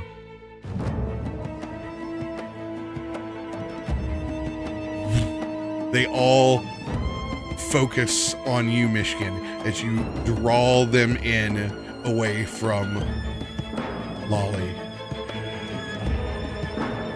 You convinced them that you were up to something magically, but you were also holding this pocket spell. And that is where we will cut from your scene. What's my husband doing? Playing card games with our son? And I think they're playing charades. what's my mom? I will let all Oh yeah, of you you. are playing charades. Yeah. Yeah. We got a I will let performance you- check that. Refill your beverage real quick and use the restroom. Thank you. Ed, Kal- thanks for Kallisto this. suddenly shouts out, "Gear! Damned gear!" And Kaivar is like, "Yes, it absolutely is a gear," as he's got all 6 of his limbs in different directions. Trying to replicate a cog. Oh, this I is like so that too, good. like, This it's- is so It's in the good. middle. It's in the middle of Kallisto very begrudgingly participating in charades, and then all of a sudden, he gets the most distressing message from his wife. And he's like, thank God. Just Thank immediately. goodness. Oh, you have to act like a cat. Speaking of, I am going to take the dog out for a moment while we go ahead and do this, if that's okay. Cat dog. Yeah, I will be right back.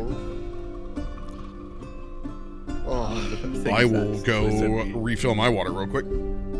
Yeah. I'm so sorry for the stress I'm putting on your marriage. I'm very sorry. This is exhilarating. Lolly's never had this kind of fun outside of with hanging out with Kallisto. She's really like, rarely "Hey, ever far from him. Shall we Yeah. get a pet? And can he stand on 2 legs? Well, yeah, we That's already said you're a All mangy he nut. has. Yeah. He's even more mangy now. Yeah. He needs God. he needs a makeover. Okay, he needs a makeover. Okay. Lolly does not know how to do that, but she's never had a daughter.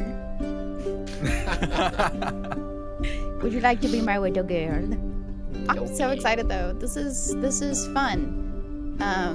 I hate how Stressful. split we are because it's hard for RP, but Yeah. at the same time, we got also so very much good good for Chrissy RP. Kaivar stuff. Oh yeah. Yeah.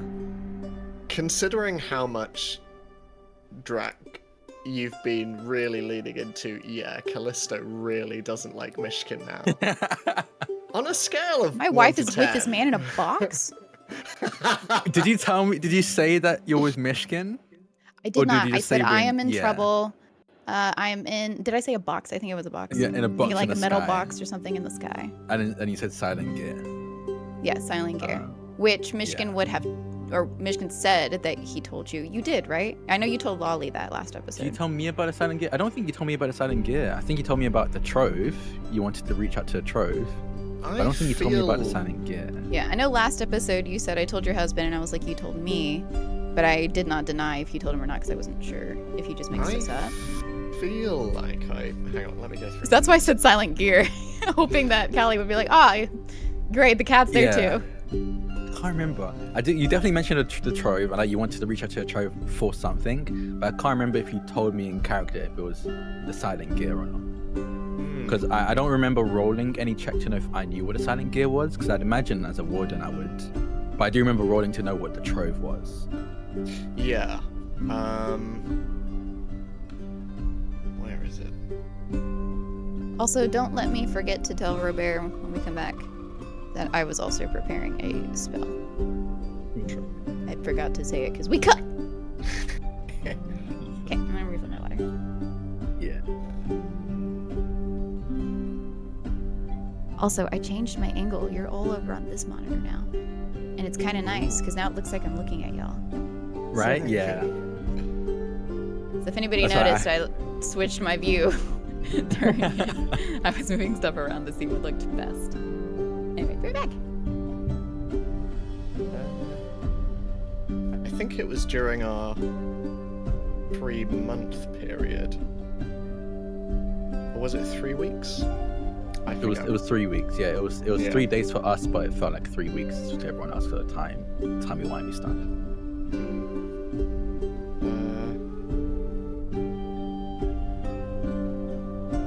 I was sure I'd written it down. I'll tell you why I think I'm confused. Yeah, I had a conversation with Loluphia, but I've had it in my notes. Every single time, one of my to follow up notes is ask Kallisto about the silent gear because of your knowledge of like mechanics and artifices and everything like that. Right, okay. But I still think I would know what it is. Yeah. I don't know if I know what it is because at least from the way RoBear described it, it feels like they're an established like name in there's like the fact that they have a whole recycling plant that's more or less out in the open because it is just flying there. It's not like concealed or anything like that. I imagine that it's the equivalent of being like, I'm at the Apple headquarters. It's like I know where it is. I know where it is. Like I might not work with them. Steve Jobs. I imagine I know where it is even from the names. I don't think that's an issue, but I honestly don't think you have told Kallisto in character about it. So I think I asked why he wants to learn about the trove. I think he was cagey about the reason. Yeah, I remember Myshkin definitely angled it like, I want to help you with your arm. Yeah, buddy. exactly. Yeah. I hate lying. It's not fun. Whatever character I play next is going to be super happy and just an open book, I think. I think it's great. I love it. I love the tension there is. Because I think it makes sense for there to be tension with everything that's going on. Also, is it as warm for you as it is for me? I thought it was just me. When you mentioned it was warm for you, I was like, okay, cool. It's not just my house holding in the heat more than usual. Because it was very sudden as well. Because like earlier today, I was like, it was fine. Like it wasn't great, but it was fine. But then I had an interview right before this. And partway through the interview, I was like, I'm really warm. And I don't think it's like nerves. Because like this person that was interviewing me is a friend of mine. Like I'm comfortable with them. So it wasn't like I was sweating from nerves. It's like, why am I running really hot all of a sudden? But yeah, I think I think it just got really warm in the past, at least for me, the past few hours, like 4 or 5 hours, just suddenly climbing up. Well, and I'm sure this is fascinating for our mostly US-based listeners. But yeah, this morning I had to take a train out because I had an audition. And I was like, and I was in like sort of like button up, long trousers. I went in, had my audition, and the first thing I thought was, it's nice and cool in here. Midway through, again, I wasn't nervous, but halfway through I was just like, oh my god, like I can see myself underneath it. And I stepped out and it was this wave of heat. It was horrible. It's been that way all day. I don't know if it's sudden heat increase, I guess. I don't think it's a wave. I think we should be fine like a couple of days. But like, yeah, it's just that the temperature suddenly rose like pretty significantly. Is it at least humid for us. too? Burgers count as snacks, right? Yeah. Sorry, I'm just asking. Amen. I think so. Praise to the I cow. believe so. Perfect. I'm gonna shuffle on over so you don't see me do my big, manly, meaty What's burger y'all's thing. weather temperature right now? Here, Right actually, I'm pretty now sure I it's- have both of your locations in my iPhone weather thing because I never changed it. I had to be Probably. prepared. What is it at the moment? I calculate it in Fahrenheit. It's not that high in Fahrenheit. What is your perfect degree in Celsius? My perfect, in my opinion, Speak would British. be to like me. 16, 17 degrees Oh, that's for hot. me. I think that's really comfortable for What me. is that for me? Hang on. 16 For you. Celsius. 2 Like Fahrenheit. 60. Oh, that's mine too. Yeah, that would be like the perfect amount. Cause High like, 50s, I'm low cool 60s. Enough. Yeah. And cloudy and rainy. I should be like in the England. rain. I'm not a fan of the rain. I would prefer it to be that temperature You're in or tree. like clear skies.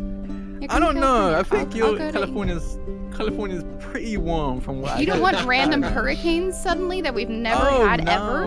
I'm good. I think we had like last year or a year or two ago, we had like the highest wind speeds we've ever had before, and it wasn't Yeah, even y'all a had hurricane. something And I was like, pretty hard. I'm good. Honestly, this is it's as just much as I Lolly want. going through the sky right now. Yeah. It was Lolly from the future telling me that one day I was going to play her husband, and just letting me know. Was preparing. You know, they called it Hurricane Hillary, but it was actually Hurricane Lolly. They just had to change God, that the needs to be name. I was going to say that needs to be the next hurricane's name, but I just hope you don't get a hurricane. I feel like that's really weird. But hopefully the next hurricane's called Lolly. My best friend. Hopefully it's not another hurricane. My best friend's name is Katrina, and during the MySpace days where you would be like something like your name would be so seen, hers was Hurricane Katrina, of course. Yeah. And now I get to be her matron of honor next month, and I'm so happy. I'm gonna cry. Hey. I didn't Nice. get that, but it's out there. I don't mind people knowing my name because it's in all the like TCHPG stuff I've written Your anyway. name's Drak. But yeah, sure. But okay, I won't say my name. But there was a whole meme that was about a name, and it was so annoying because Dang, everyone. Drak. Yeah, I know that meme. Yeah, that meme. Yeah. Back at it again But- with the white vans. 30 is 85. Atrocious. We're getting back into triple digits this week. That's why I'm not gonna. I'll visit Florida. That'd be That's cool. not normal. We don't have humidity. No, you don't want so that. It's a very dry heat, which is nice. Yeah. Because humidity makes it feel like it's not only excruciatingly hot, but then you put a sopping wet, warm blanket on top of you, Yeah. Yeah. which is horrible. We don't have that part. We I've just also visited, don't have shade. You don't want to go to Yeah. Florida. Can't have Right. the sweet without the sour. Team Four Seasons, deciduous forest, rolling hills. Oh, it's only 80 That does sound today, nice. which is like 30. So, picking up All on right, a how's wild charades going? game of charades back at the Amber Forge. Okay, so I think, it's Kallisto's turn to be the charader to try and get people to guess, and you have Kallisto kind of like hoping, like eyeing the front door, hoping for a Loluphia to come back, or like looking up to the door that would lead them up to the rooms, just wishing that they'd be Matt, we're running allowed out of to time. leave. Hurry, they're gonna take it. Okay, and he just goes. Sorry, He holds Kaivar. up. Usually it's faster than this. Dad's an amateur. Is Like, it I feel like okay? grandmas Ziva, are- yes. Destroying Oh, us 100%. with Grandma, Farouk. it's like They got like grandmas 6 and points, Farouk. and we're definitely at 0. I Would think be we have negative if one. it could be. I think we have one Do purely we? because of Ziva. I think Ziva Probably. guessed Kaiva's. He did. He did a fox. You know what I did? I did a fox, except it wasn't a fox because I called it a cat, Yeah. Well, you're not and it was allowed to close say- enough. Anyway, sorry. Kaivar, this is gonna be our round. I can feel it. Yes. This one, Kaiva, is sure that this one is And in his head, he's trying to think of any other word but cat. And Kallisto's like holding up the 3 fingers. Okay, it's three words. Or 3 syllables. I can't remember. How are you playing, Dad? Are we doing words or syllables? Okay, I guess it's words. 3. It's words. Okay. Okay. He's so frustrated. Okay.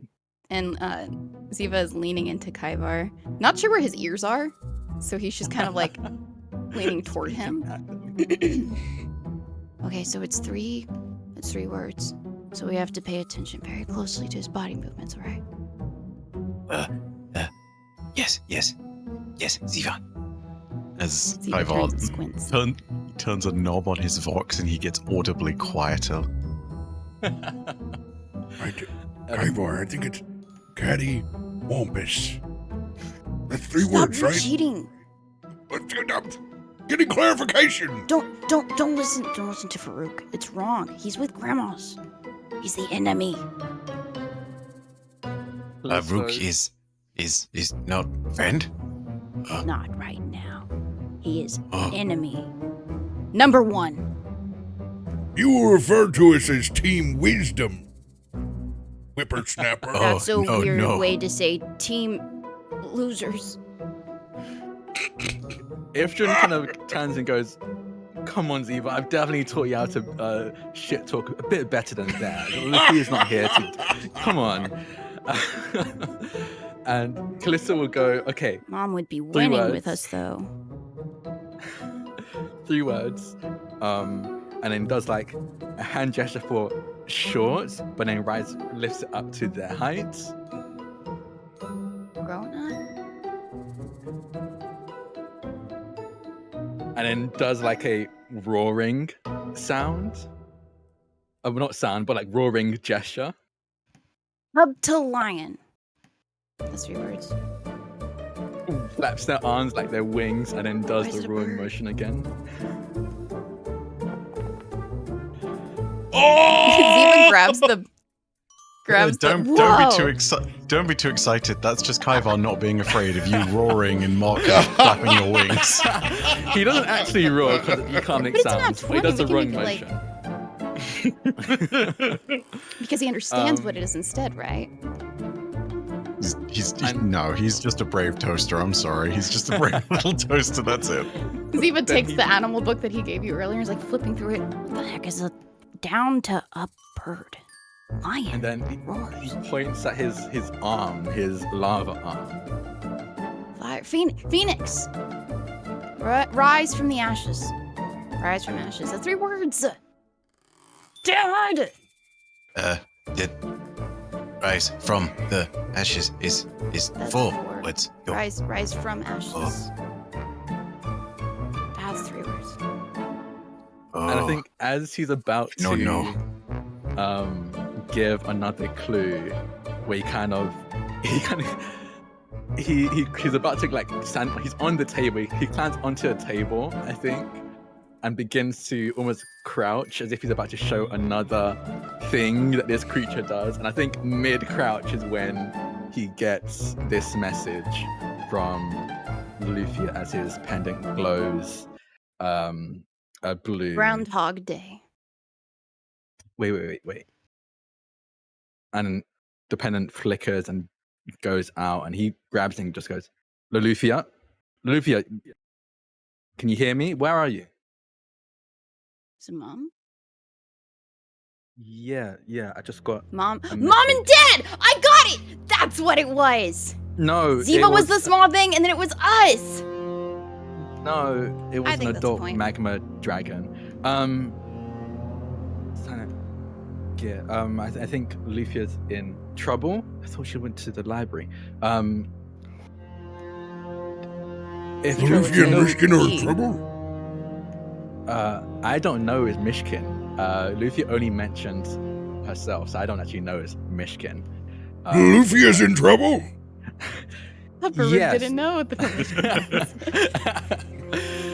Yes. I knew you were lying, Farouk. You have seen Myshkin.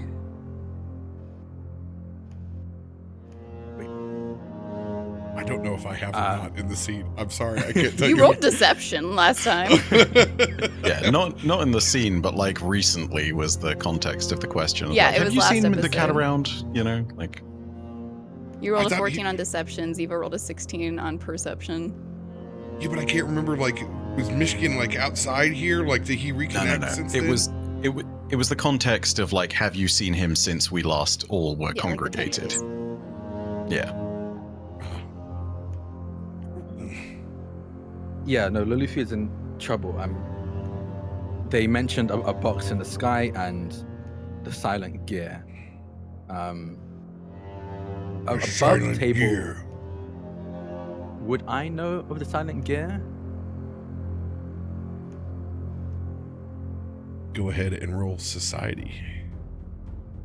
Oh, was that determined during break? If the two of you had spoken about it or not? No, I think I've just spoken about it to you, but whether you've communicated that to Kallisto in the time.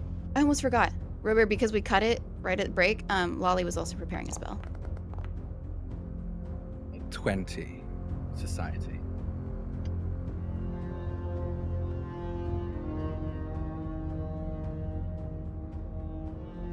You've never met anyone that's been a part of the Silent Gear. For you, it would be like organizational Bigfoot. It's like someone saying, "Oh, that's the mafia," or random organized crime. It's a conspiracy theory of Stormforge that some people believe in far more than others.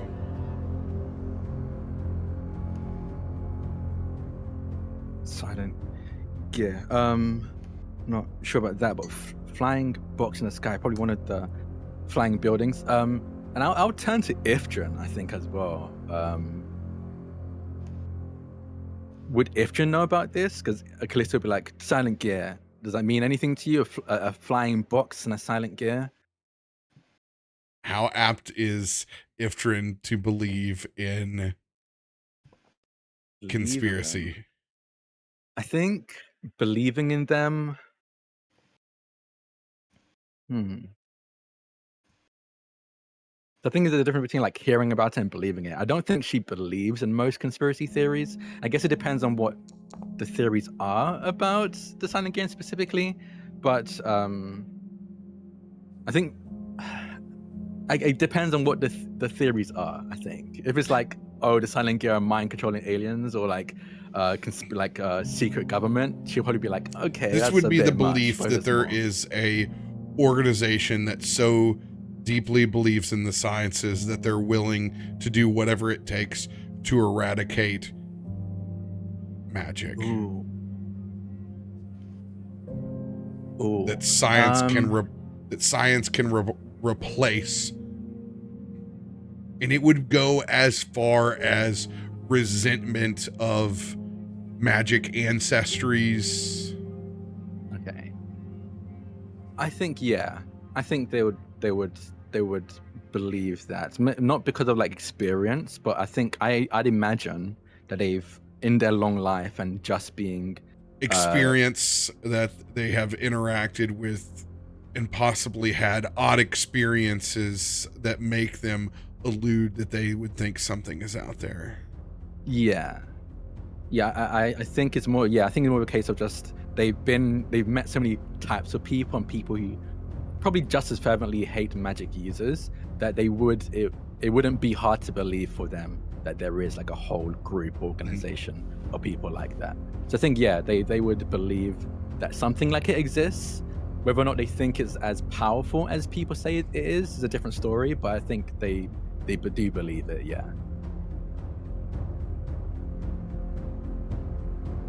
So I think Silent Gear is real.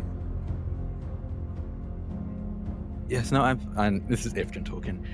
Yes, no, I've heard about them. They're the strongly anti-magic group, faction, criminal organization. People talk about them quite often, blame odd happenings on them a lot. What does that have to do with It's a Loluphia? charades group. If it's silent. No. This sounds like adult stuff. Yeah. And Kallisto will climb down from the table, who he just climbed up, and kind of ruffle Ziva's hair, and then kiss him on the forehead and just go, Ziva, it's getting late, so you should get some sleep. But you want to be awake. It's like 7 o'clock. Is it 7 o'clock? And he looks at the clock. No. No, I was gonna say. This kid in time. No, we need to get you to sleep so you can be up and early, for tomorrow's lessons. Mum's gonna be teaching you some more magic. I've seen some of the spells she plans on teaching you, and you're gonna want to be awake for that. Okay? Okay.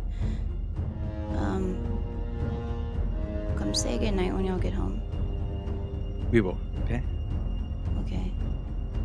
don't He stay hops up up. too late practicing magic. Yes, sir. And he kind of scurries up the stairs. Night, everyone. Good night. Okay, the silent gear. What can you tell me, Farouk, Ifrit, and any of you about the silent gear? A flying box, a flying building? Do they have a building? From what I've read, can I roll like Bardic lore or something to see if I can figure that out? I imagine it's probably a disadvantage given that this is not in the realm of knowledge that Kaiba would look for, but worth a try. Go for it. Cool. Flat roll or disadvantage on that? Flat roll. All right.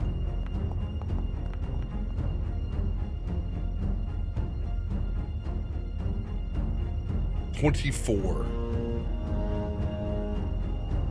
Nothing within the texts of the library that you have been to would have alluded you to information on the silent gear. However, you have read at length about construction of the city and how it's formulated. So the description of a flying building you would immediately recognize as very known and accessible.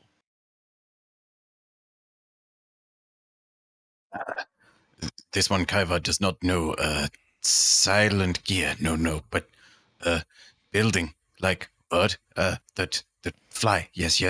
Kaiva knows this. Yes. Like Stormforge, but small. Yes. Yes, yeah. And again, above game, is there multiple buildings like this? Is like, are there various? Oh yeah, there's buildings flying like this all over. Okay, cool. Yeah, we have buildings like that all over the place, just for ease of movement and change of location. Sometimes they're used for events or just private companies or industries. But I honestly cannot figure out where to start. Actually, hold on. Would it make sense to have a map of Stormforge? Oh, of Like, course. would that be a thing someone would have? On the map, would there be like so I imagine the flying buildings probably move fairly frequently, but would there be like spots where the most frequent locations of those buildings are? Like, this is where usually this building is. Would I be able to figure those out? Absolutely. You can lay down the map and you take a protractor that has been at the same length and has been bound far, far long ago in that 3-mile radius. As you make a trace across the map of Stormforge from the Amber Forge, Okay, well, you know that somewhere on the outside of this radius is your partner. the pendant seems to have been cut off. I don't know if it's because of an anti-magic shield or just out of range, but we can usually communicate with each other by about a 3-mile radius. It just cut off after they sent the message, so either, like I said, anti-magic shield, or the building is moving and moved out of range. So I want to look at all the areas that I've marked with this protractor that is like on or near the edge of our reach. Anybody who's looking at the map, roll a diplomacy check. Or I'm not, sorry, not diplomacy, society. Society. Nah, Or- B, I'm just gonna chill up in the stars. Or survival. Survival will also work if survival is better. Survival was 1 better, so I don't think it makes too much of a difference, but I got 26. Would be a 27 with survival. I'm sure I it's rolled not for a V. stretch. sure it's not a stretch to imagine Kyvar is not good at survival, so society is You better. got a 23 and Ifrit got on that one. Oh no. I only know what's in my shop. Is this even Stormforge? You made this up. Farouk not being skilled with a map at all. I can't tell you to point anywhere on that map, but if I were a betting man, you're not going to be anywhere near the city center. Yeah, no, that makes sense. I can only imagine there was some commotion that'd be too hard to hide. Far too loud.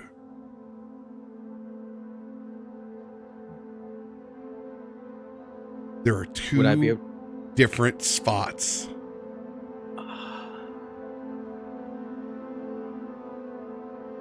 You're looking towards the east or the west of Stormforge. I am writing down now on a piece of paper what side they are on. We could be chopped liver if you pick the wrong one. It'll take hours. It's useful to have an oracle. Oh, right now. I'm just gonna sit my celestial pina colada up in these stars, honey. I am That's the resting, vibe. relaxing. I got my mask on. I'm getting my nails done. I'm hanging with the girls. Like, we good. Oh, you're having a I don't girl know. day. Oh my If- god. If Kallisto finds out that Myshkin's involved, this just reinforces his opinion that group is just trouble. He I actually would need an kidnapped oracle if it Wally. wasn't for Kill it. him. Only in 2023 do you look down and go, oh, I don't write anything in my office. How about I choose and you don't know? Just straight on the GM himself. Oh, Is she on the I east hate side? this. Or the est side? East? I thought you said west. Weast. Change it to Wumbo. I love this. This is I a one package. boat, you one boat, we all one boat. Smitty working Jaegerman, Jensen. He was number one. But He was Gina. number one.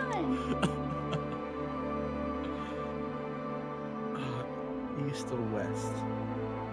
Crap.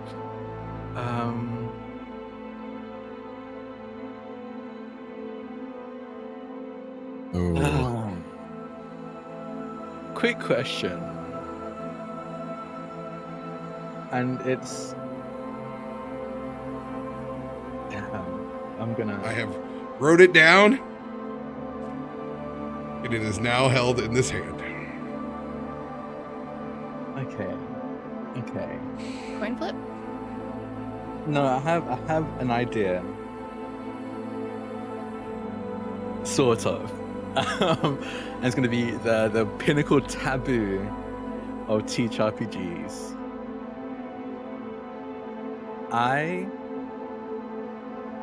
Do I have a way to contact Killthud? I think that's his name. Killthud? Gilthud. Killthud, that's it. Do I have a way to contact him? Maybe through our pin. I don't know. It's like a network. There we go. It's called the Pinternet. the Pinternet. I keep it next Yeah, to is my the- vagina.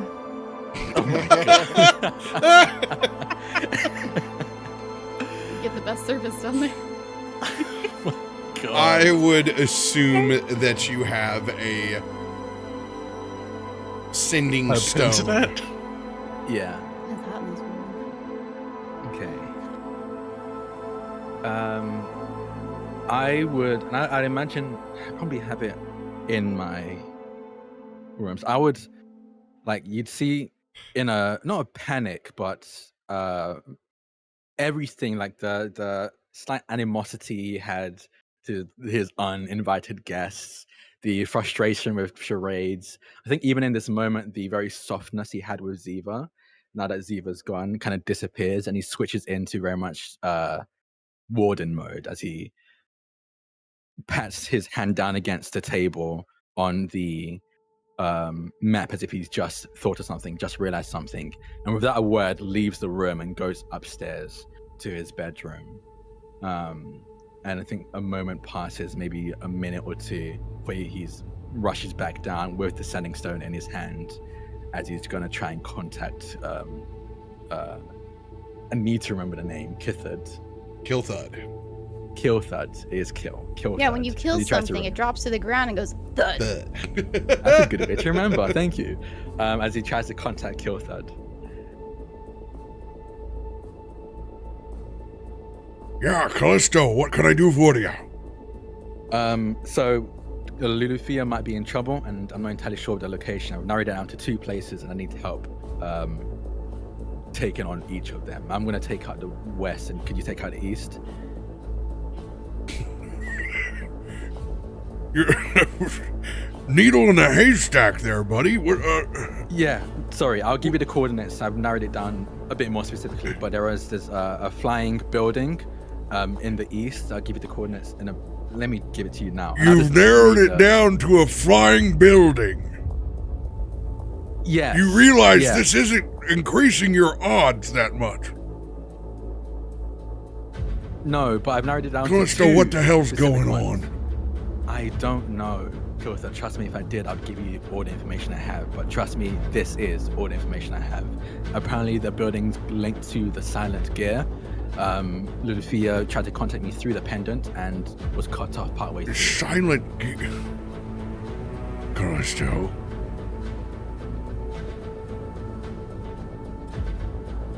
Is everything okay? No, Hilthud, no, everything's not okay. My wife is missing and in trouble right now, and I need your help finding her. I'm only one person, I can't. The 2 locations are on literally either side of Stormforge. I can't take and search both. I need you to help me. He's gonna do a perception check on you.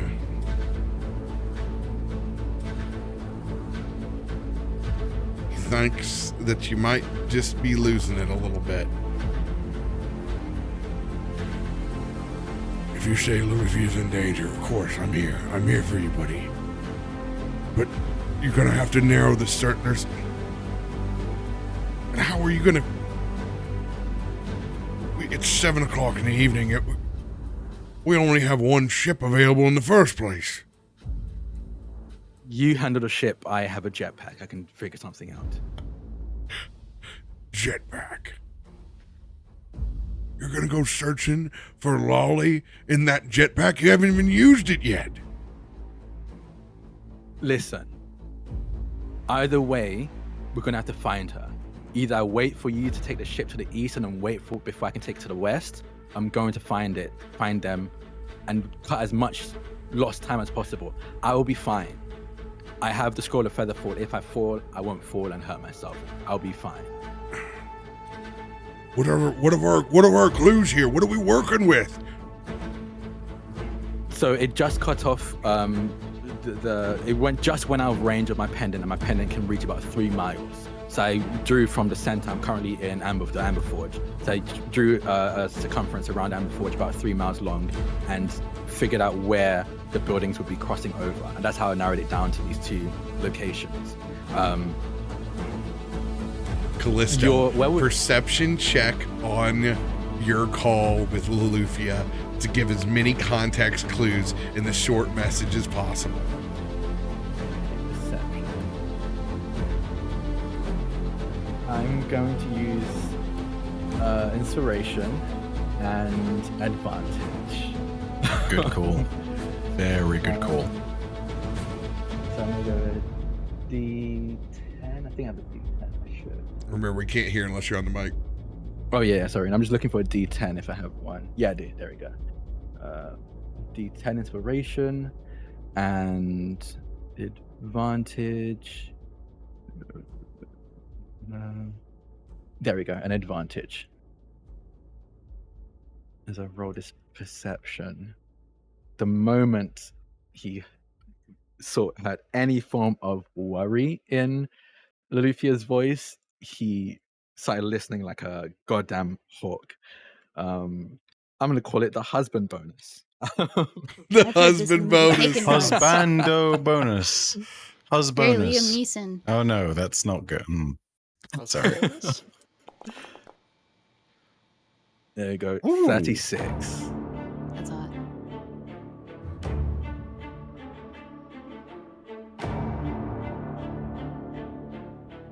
Gears. Turbines. Conveyor belts. The crunch of metal. All things that you were able to pick up inside that short passage.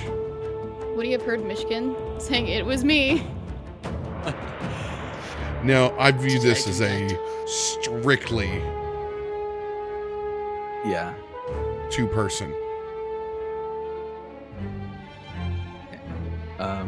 Would the two locations I was able to narrow it down to, at least for Kallisto, would they make sense for, like, would both those be viable options for this loud gear crunching noise he was hearing? There is construction on both sides of Stormforge. Yeah, through the call I could hear gears, the clanking of gears and conveyor belts. So definitely some crunching of metal, some kind of construction or metal work at the very least, and some very heavy industrial level of it.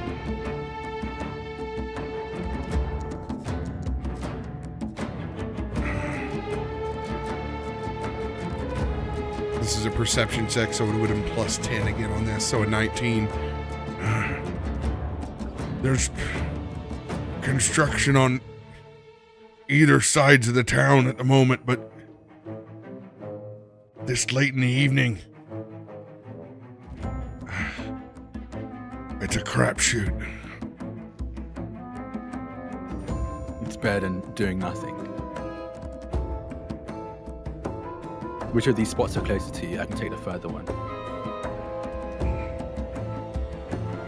Right now, I'm centrally located in the same way that you are. It's either I'm the same distance for me. Okay. I'll go for the east. You go for the west.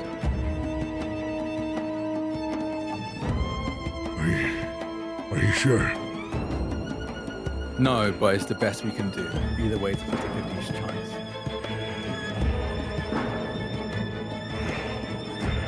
Okay. Is east. Your decision, Kallisto. Yes. Kaivar. Farouk. We have both been waiting here as this decision has been made. Where are you going, Kallisto? I'm going to find my wife. Let us help. Yes. This one, Kaiva, will help. Yes. I don't have time to argue. Fine. If you have a way to fly, then do it, because we're going to need to.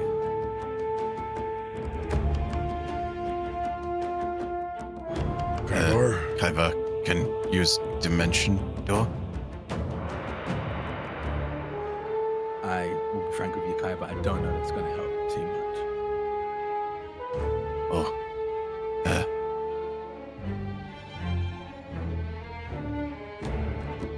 Kaivar, you're gonna have to trust me.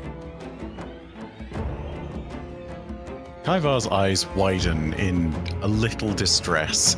You're gonna have to hold on.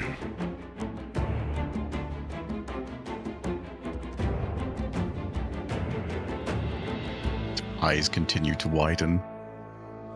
Just gives Farouk a very, clearly very scared, hesitant nod.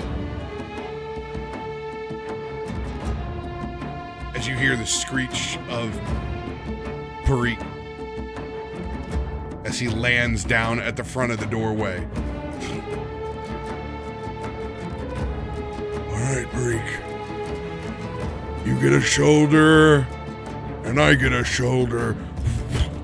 As I wild shape down into a fiery golden eagle. Son of Is that the 3 words? Fiery golden eagle. Yeah, I Yeah, guess the bird, grandmas and fire. Farouk get the word, get the point. I think the 3 words might be Kaivar shits himself. Oh, that must be the lava part. Diarrhea. There we go. Cha cha cha.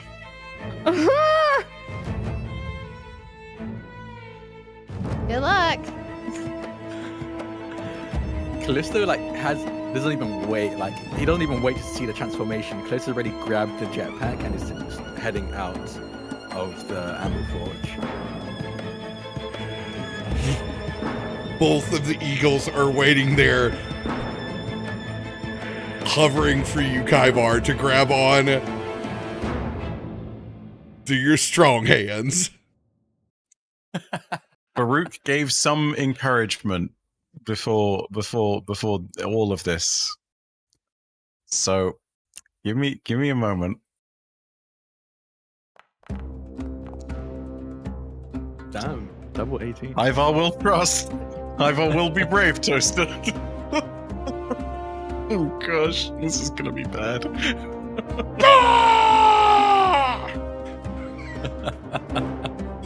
As they latch on to your shoulders. Kallisto. You hear a buggy alongside the cause.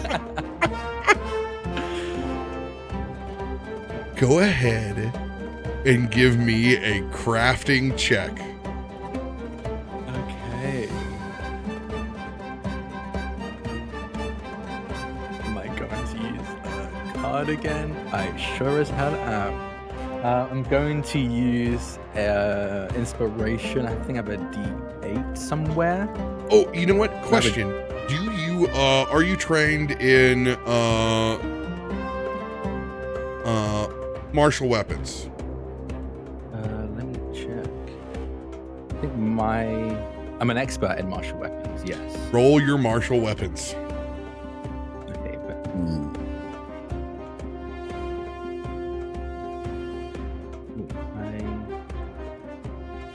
I can't seem to roll it directly. But it's a +11. Well, that's weird. Yeah, you can't just roll off of that. Can't click on it. You could always make a jetpack icon and bind it to martial weapons, I guess. There you go. Ah, 19. nearly the 20. Damn, it was so close. It's a rough start, but you get in the general right direction before both of the thrusters are off. I definitely look at Pathfinder like he's gonna die. We look at him. There's no wind I in this would- box, but I feel a shift in it. Okay. I would like, because I don't think he'll be fully flying the entire time. I think it'd fully be like he'd fly enough to get onto rooftops and be using the jetpack to just get from rooftop to rooftop. until Yeah, he's you're kind of around like you're there. hedging your bets. You're Spider-Manning Yeah. kind of through the city. Yeah, exactly. Yeah. All right. As you all head east. Wait, I need to zoom in. Hold on. No, it was west. Chrissy. I am being carried by these 2 birds, and we're not even going in the right direction! The disturbance in the fabric.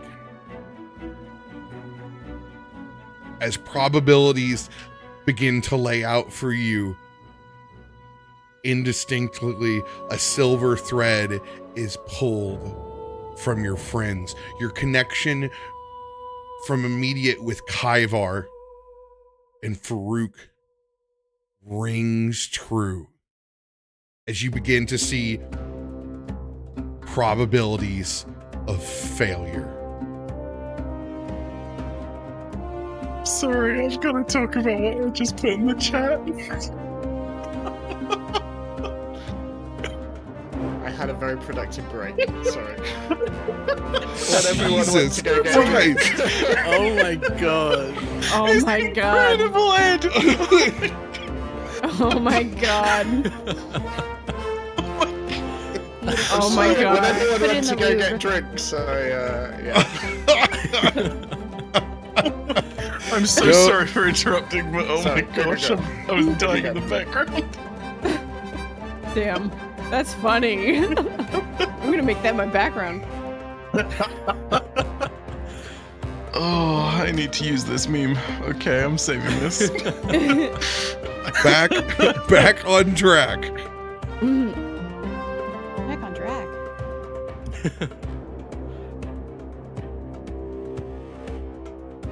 Oh, question. Since I'm seeing all these things shift and play out, am I seeing, like,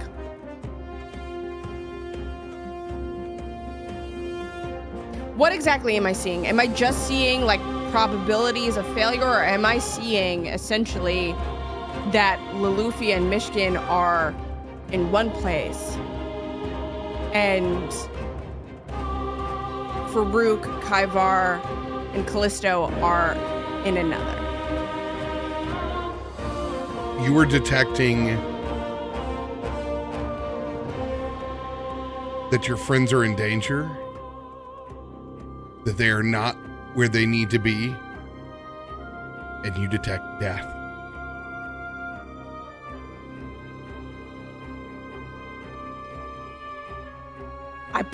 I put my little celestial pina colada down. And me and the girls are done kikiing for the moment. And I'm going to reach out to Kaivar. As the way that I'm perceiving this is like the stars themselves, the cosmos are starting to weave fates as I see these threads just create a myriad of different images where the scale is no longer balanced. And I see at that point the threads begin to pull away, more taut than I've ever seen. And I feel the vibration in Loluphia and Myshkin.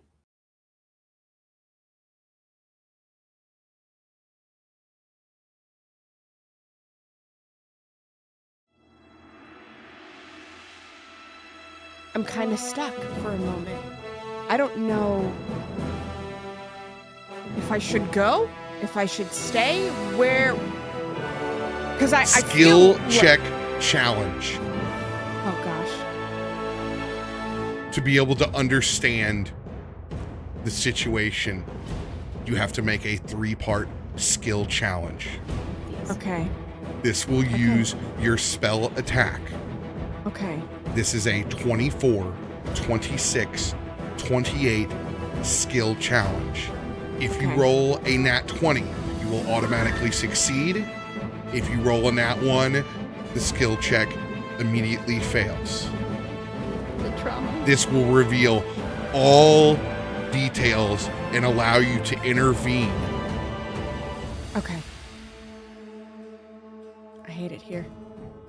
All right, let's go. Shit.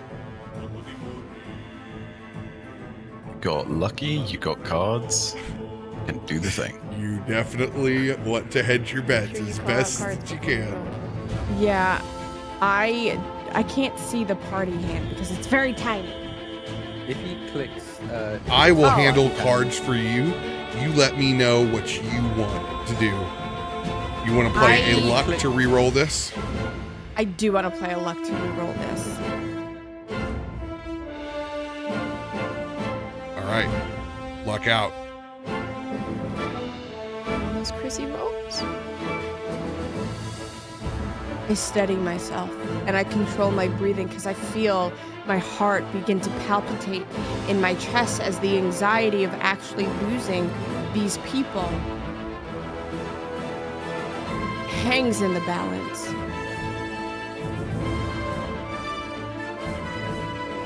I hate this.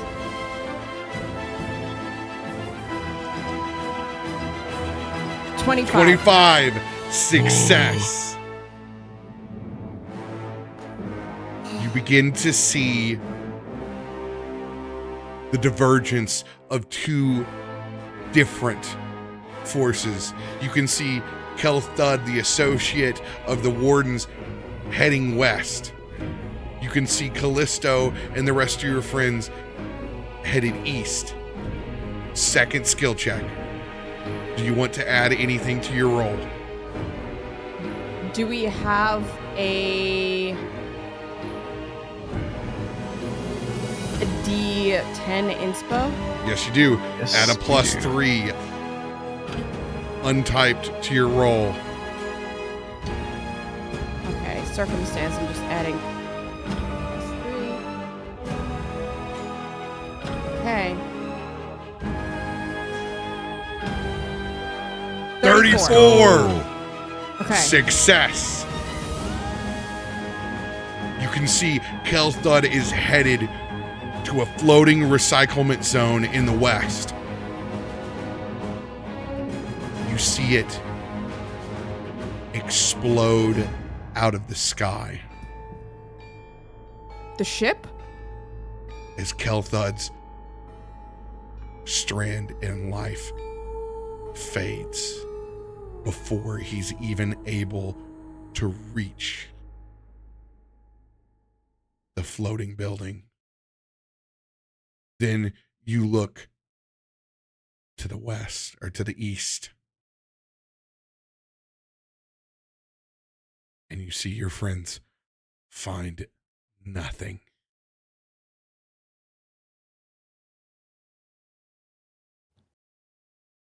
One last skill check. I'd like What? to do it at advantage. At advantage. I don't know if we have one in the party hand, but I can send one if needs be. Burn I think it. I might have one in my hand. Let me see. I think we've had some. Yeah, we got one given today. I have an advantage. I'm just gonna play it. Okay. DC 28. I'm not sweating. I'm not sweating. I'm not sweating. You got this. Fuck! No. Take a luck.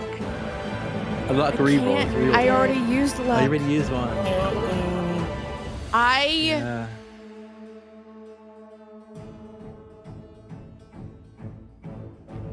hold on. Hold on. I'm going to finagle this. I'm going to finesse this because I'm mother flippin' Chrysanthemum. Okay?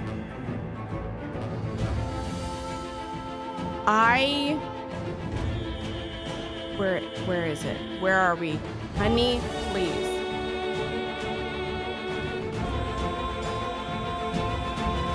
Can you add anything else? I want to, if I can.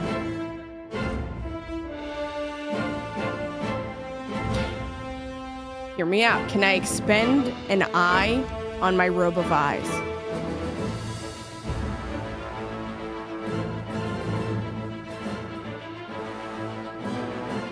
Because it gives me something called prying eye, which You is pluck fun. an eye from the robe and toss it into the air, where it turns invisible and floats to the destination you choose.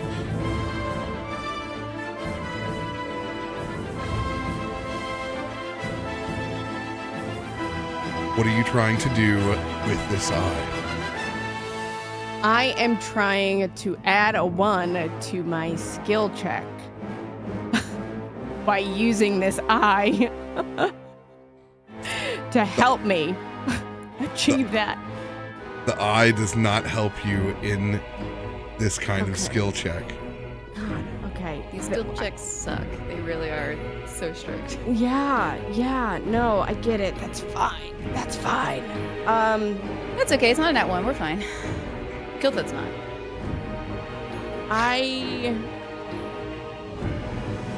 Where does that leave me right now? It's 2 out of 3 successes.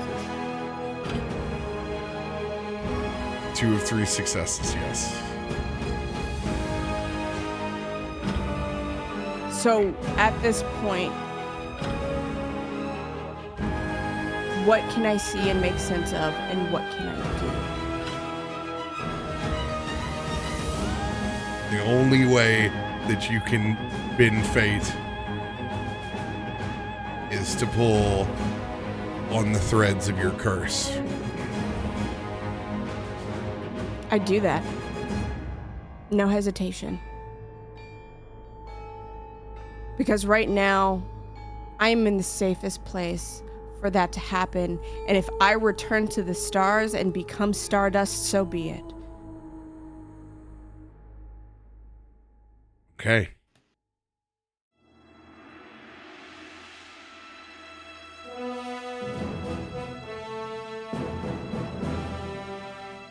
As you invoke the cosmos, this is one level above your capability. This is a DC 34. Come on, piece of rose. Is there anything that you want to add?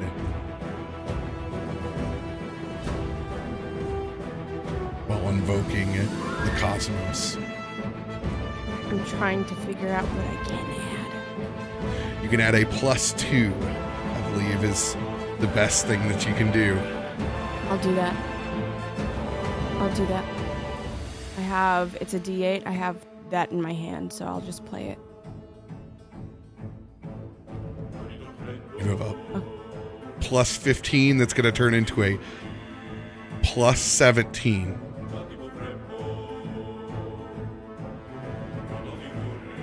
Since you were in the cosmos, while invoking this, you will roll with advantage.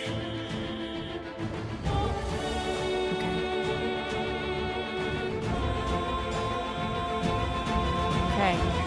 Clicking the freaking button, and I'm sweating. Yes! Yes! Yes! Yes. Get you some!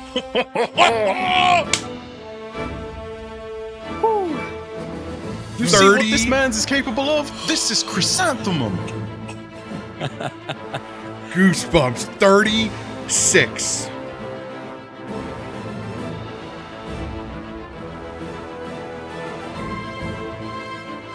Chrissy, I will let you describe the basic kind of chronomancy where you flip these scales.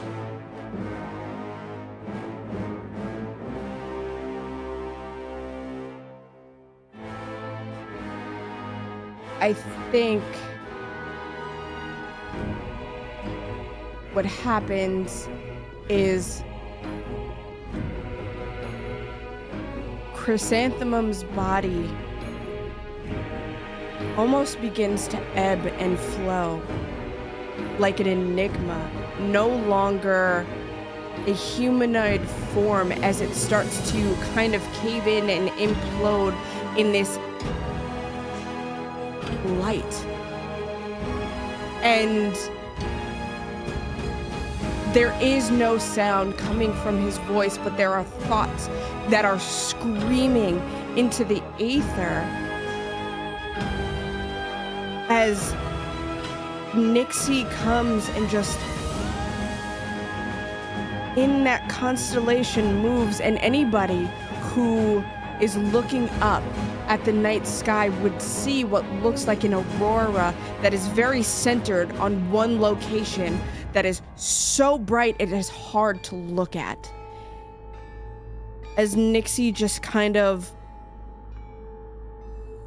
scoops this form into the center of her hand and begins to kind of like spread this energy out to cover these very specific tendrils, and just there are rays that shoot down, and y'all would see these lights heading towards you. And it's like a flash. Yes. The moment you are flying towards the east, jumping in that direction, and then when you open your eyes again, these Aurora Boreas like portals open up, very in-game-esque, as you step forward into a different piece of time and fabric. As you walk out onto the bridge of Kelthud's ship, as it heads towards the fortress, and you see an avatar in star form of Chrissy in front, as a full globe and star shield comes up over it, as you see explosions go off in the distance. At the same time, Myshkin, Loluphia, you unleash your spell. So, before we do, Myshkin, just as these small clockwork spies are floating through the air towards us, just whispers at Loluphia, "Remember the dragon," and just nods in your direction. She nods back. I know that you are just automatons, but I'm going to enjoy this. And Myshkin is going to cast Horizon Thundersphere at the mage up top. At 3 actions. And at the same time, Loluphia is building her spell in this ball amongst her hands as it grows to blend itself and to morph together into that same Horizon Thundersphere. Do you have a No rolls yet. No rolls yet. Oh, no rolls? This Okay, sorry, is my where we will pick up at the beginning of next week. Let's go! Oh, that's Why so are we ending exciting. early? God dang. It's only like 13 minutes early. I think this is a good spot. This is the think we spot. should- This is definitely good. the spot. It's getting wild, y'all. It's gonna give me time to figure out how Kallisto's gonna react to this as well. Don't worry, we're about to cook. Save It's a good Kelthud's thing you life. have Hold an up, let him oracle cook. friend. Just saying. Mhm. Oh. Mm-hmm. Oh. I mean, we'll see how Kallisto. Drax. I don't love care. this. Yeah, no, I don't. Chrissy don't care what Kallisto gotta say. You're Got the welcome. 19. Dude, DC 34. 17 or above. Good That was play on good. adding that. Woo! Yeah, those are hard checks. I That was was some fully Mudcat prepared energy for there. Chrissy to like be de-winged or whatever it was, eaten I alive. killed my friend. But oh, They damn. suck. As soon as he said Wait, it, I was like, kill with that? no, we're gonna die in this box. Kelthud survives. I would have felt so bad. How does I he love survive? Kallisto. I think I. Chrissy's shield. Shield Yeah. stars. I- Into the yeah. Oh, because the time thing. shield. Yeah, I Yeah. basically Gotcha.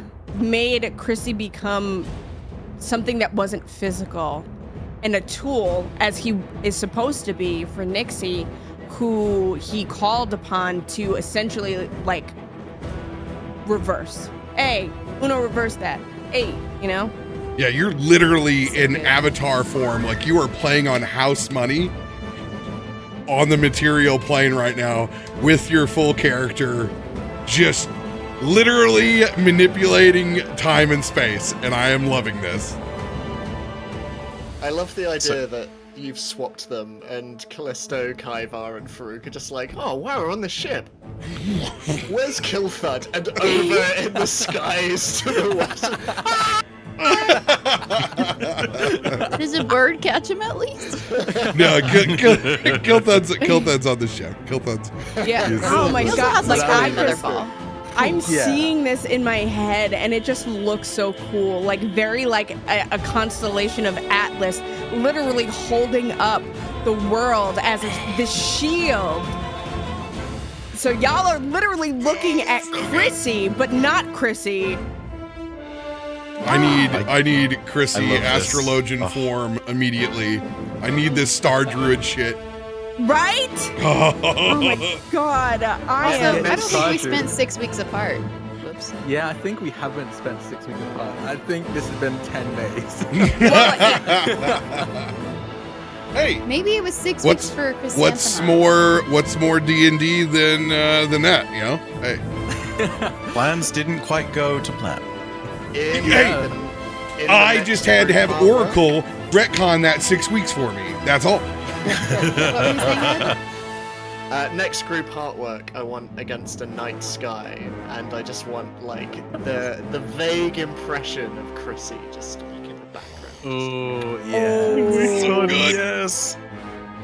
Oh, my and God. by the way, for everyone, why we lost our shit right before this came on, that's because of this. Congratulations, I can see Ed. it now. It is was a fantastic. very, very productive brief. It was by Ed, the incredible artist Ed, of course, Wow, the yeah. incredible GM, and clearly the incredible Hire them. graphic designer artist. Yes, commission them for art like this. It's so good, dude. I'm honestly, My this is rates incredible. are very cheap. My What rates are- beautiful detailed descriptors. I still can't get over the way, Raven, that you said peels like the flowers or petals from a flower. I was like, oh, that's so delicate. So I could feel that. Very Chrissy. he loves me. He loves This is me. a beautiful episode, y'all. I'm beaming. I'm so ready. I'm so happy. This was so I- good. What I need is like not even like a short animation of Callisto terribly flying the jetpack. Yes. Freaking the hell out in the arms of two eagles. It's like, You know I was what about it to is? say, terribly doing charades. You know what this That'd be is? Great. This next piece of art, it's going to be that. Like, center stage is Chrissy on the edge of like the floating thinking the exact fortress. same We've thing. absolutely got Lolly and Myshkin throwing their spells at these automatons. And then you've got Kallisto, also hero posed, flying off there. But in the background, silhouetted against the moon, you see a tangle of limbs and wings. And you don't know what that is. But you do know what that is. What if Chrissy is the moon, but it's like my Furby, so their limbs are just sticking out of the moon, and then their face. Oh my god, is no. the big moon. Absolutely not. I'm here for that. That's I some am like too. Eldritch horror shit right there. That's my life. Well, Eldritch horror. Hey, just, What's more welcome to the D&D 21st century.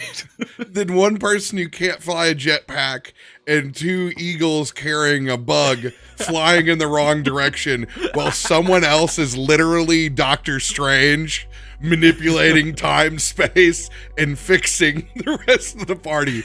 Classic D&D.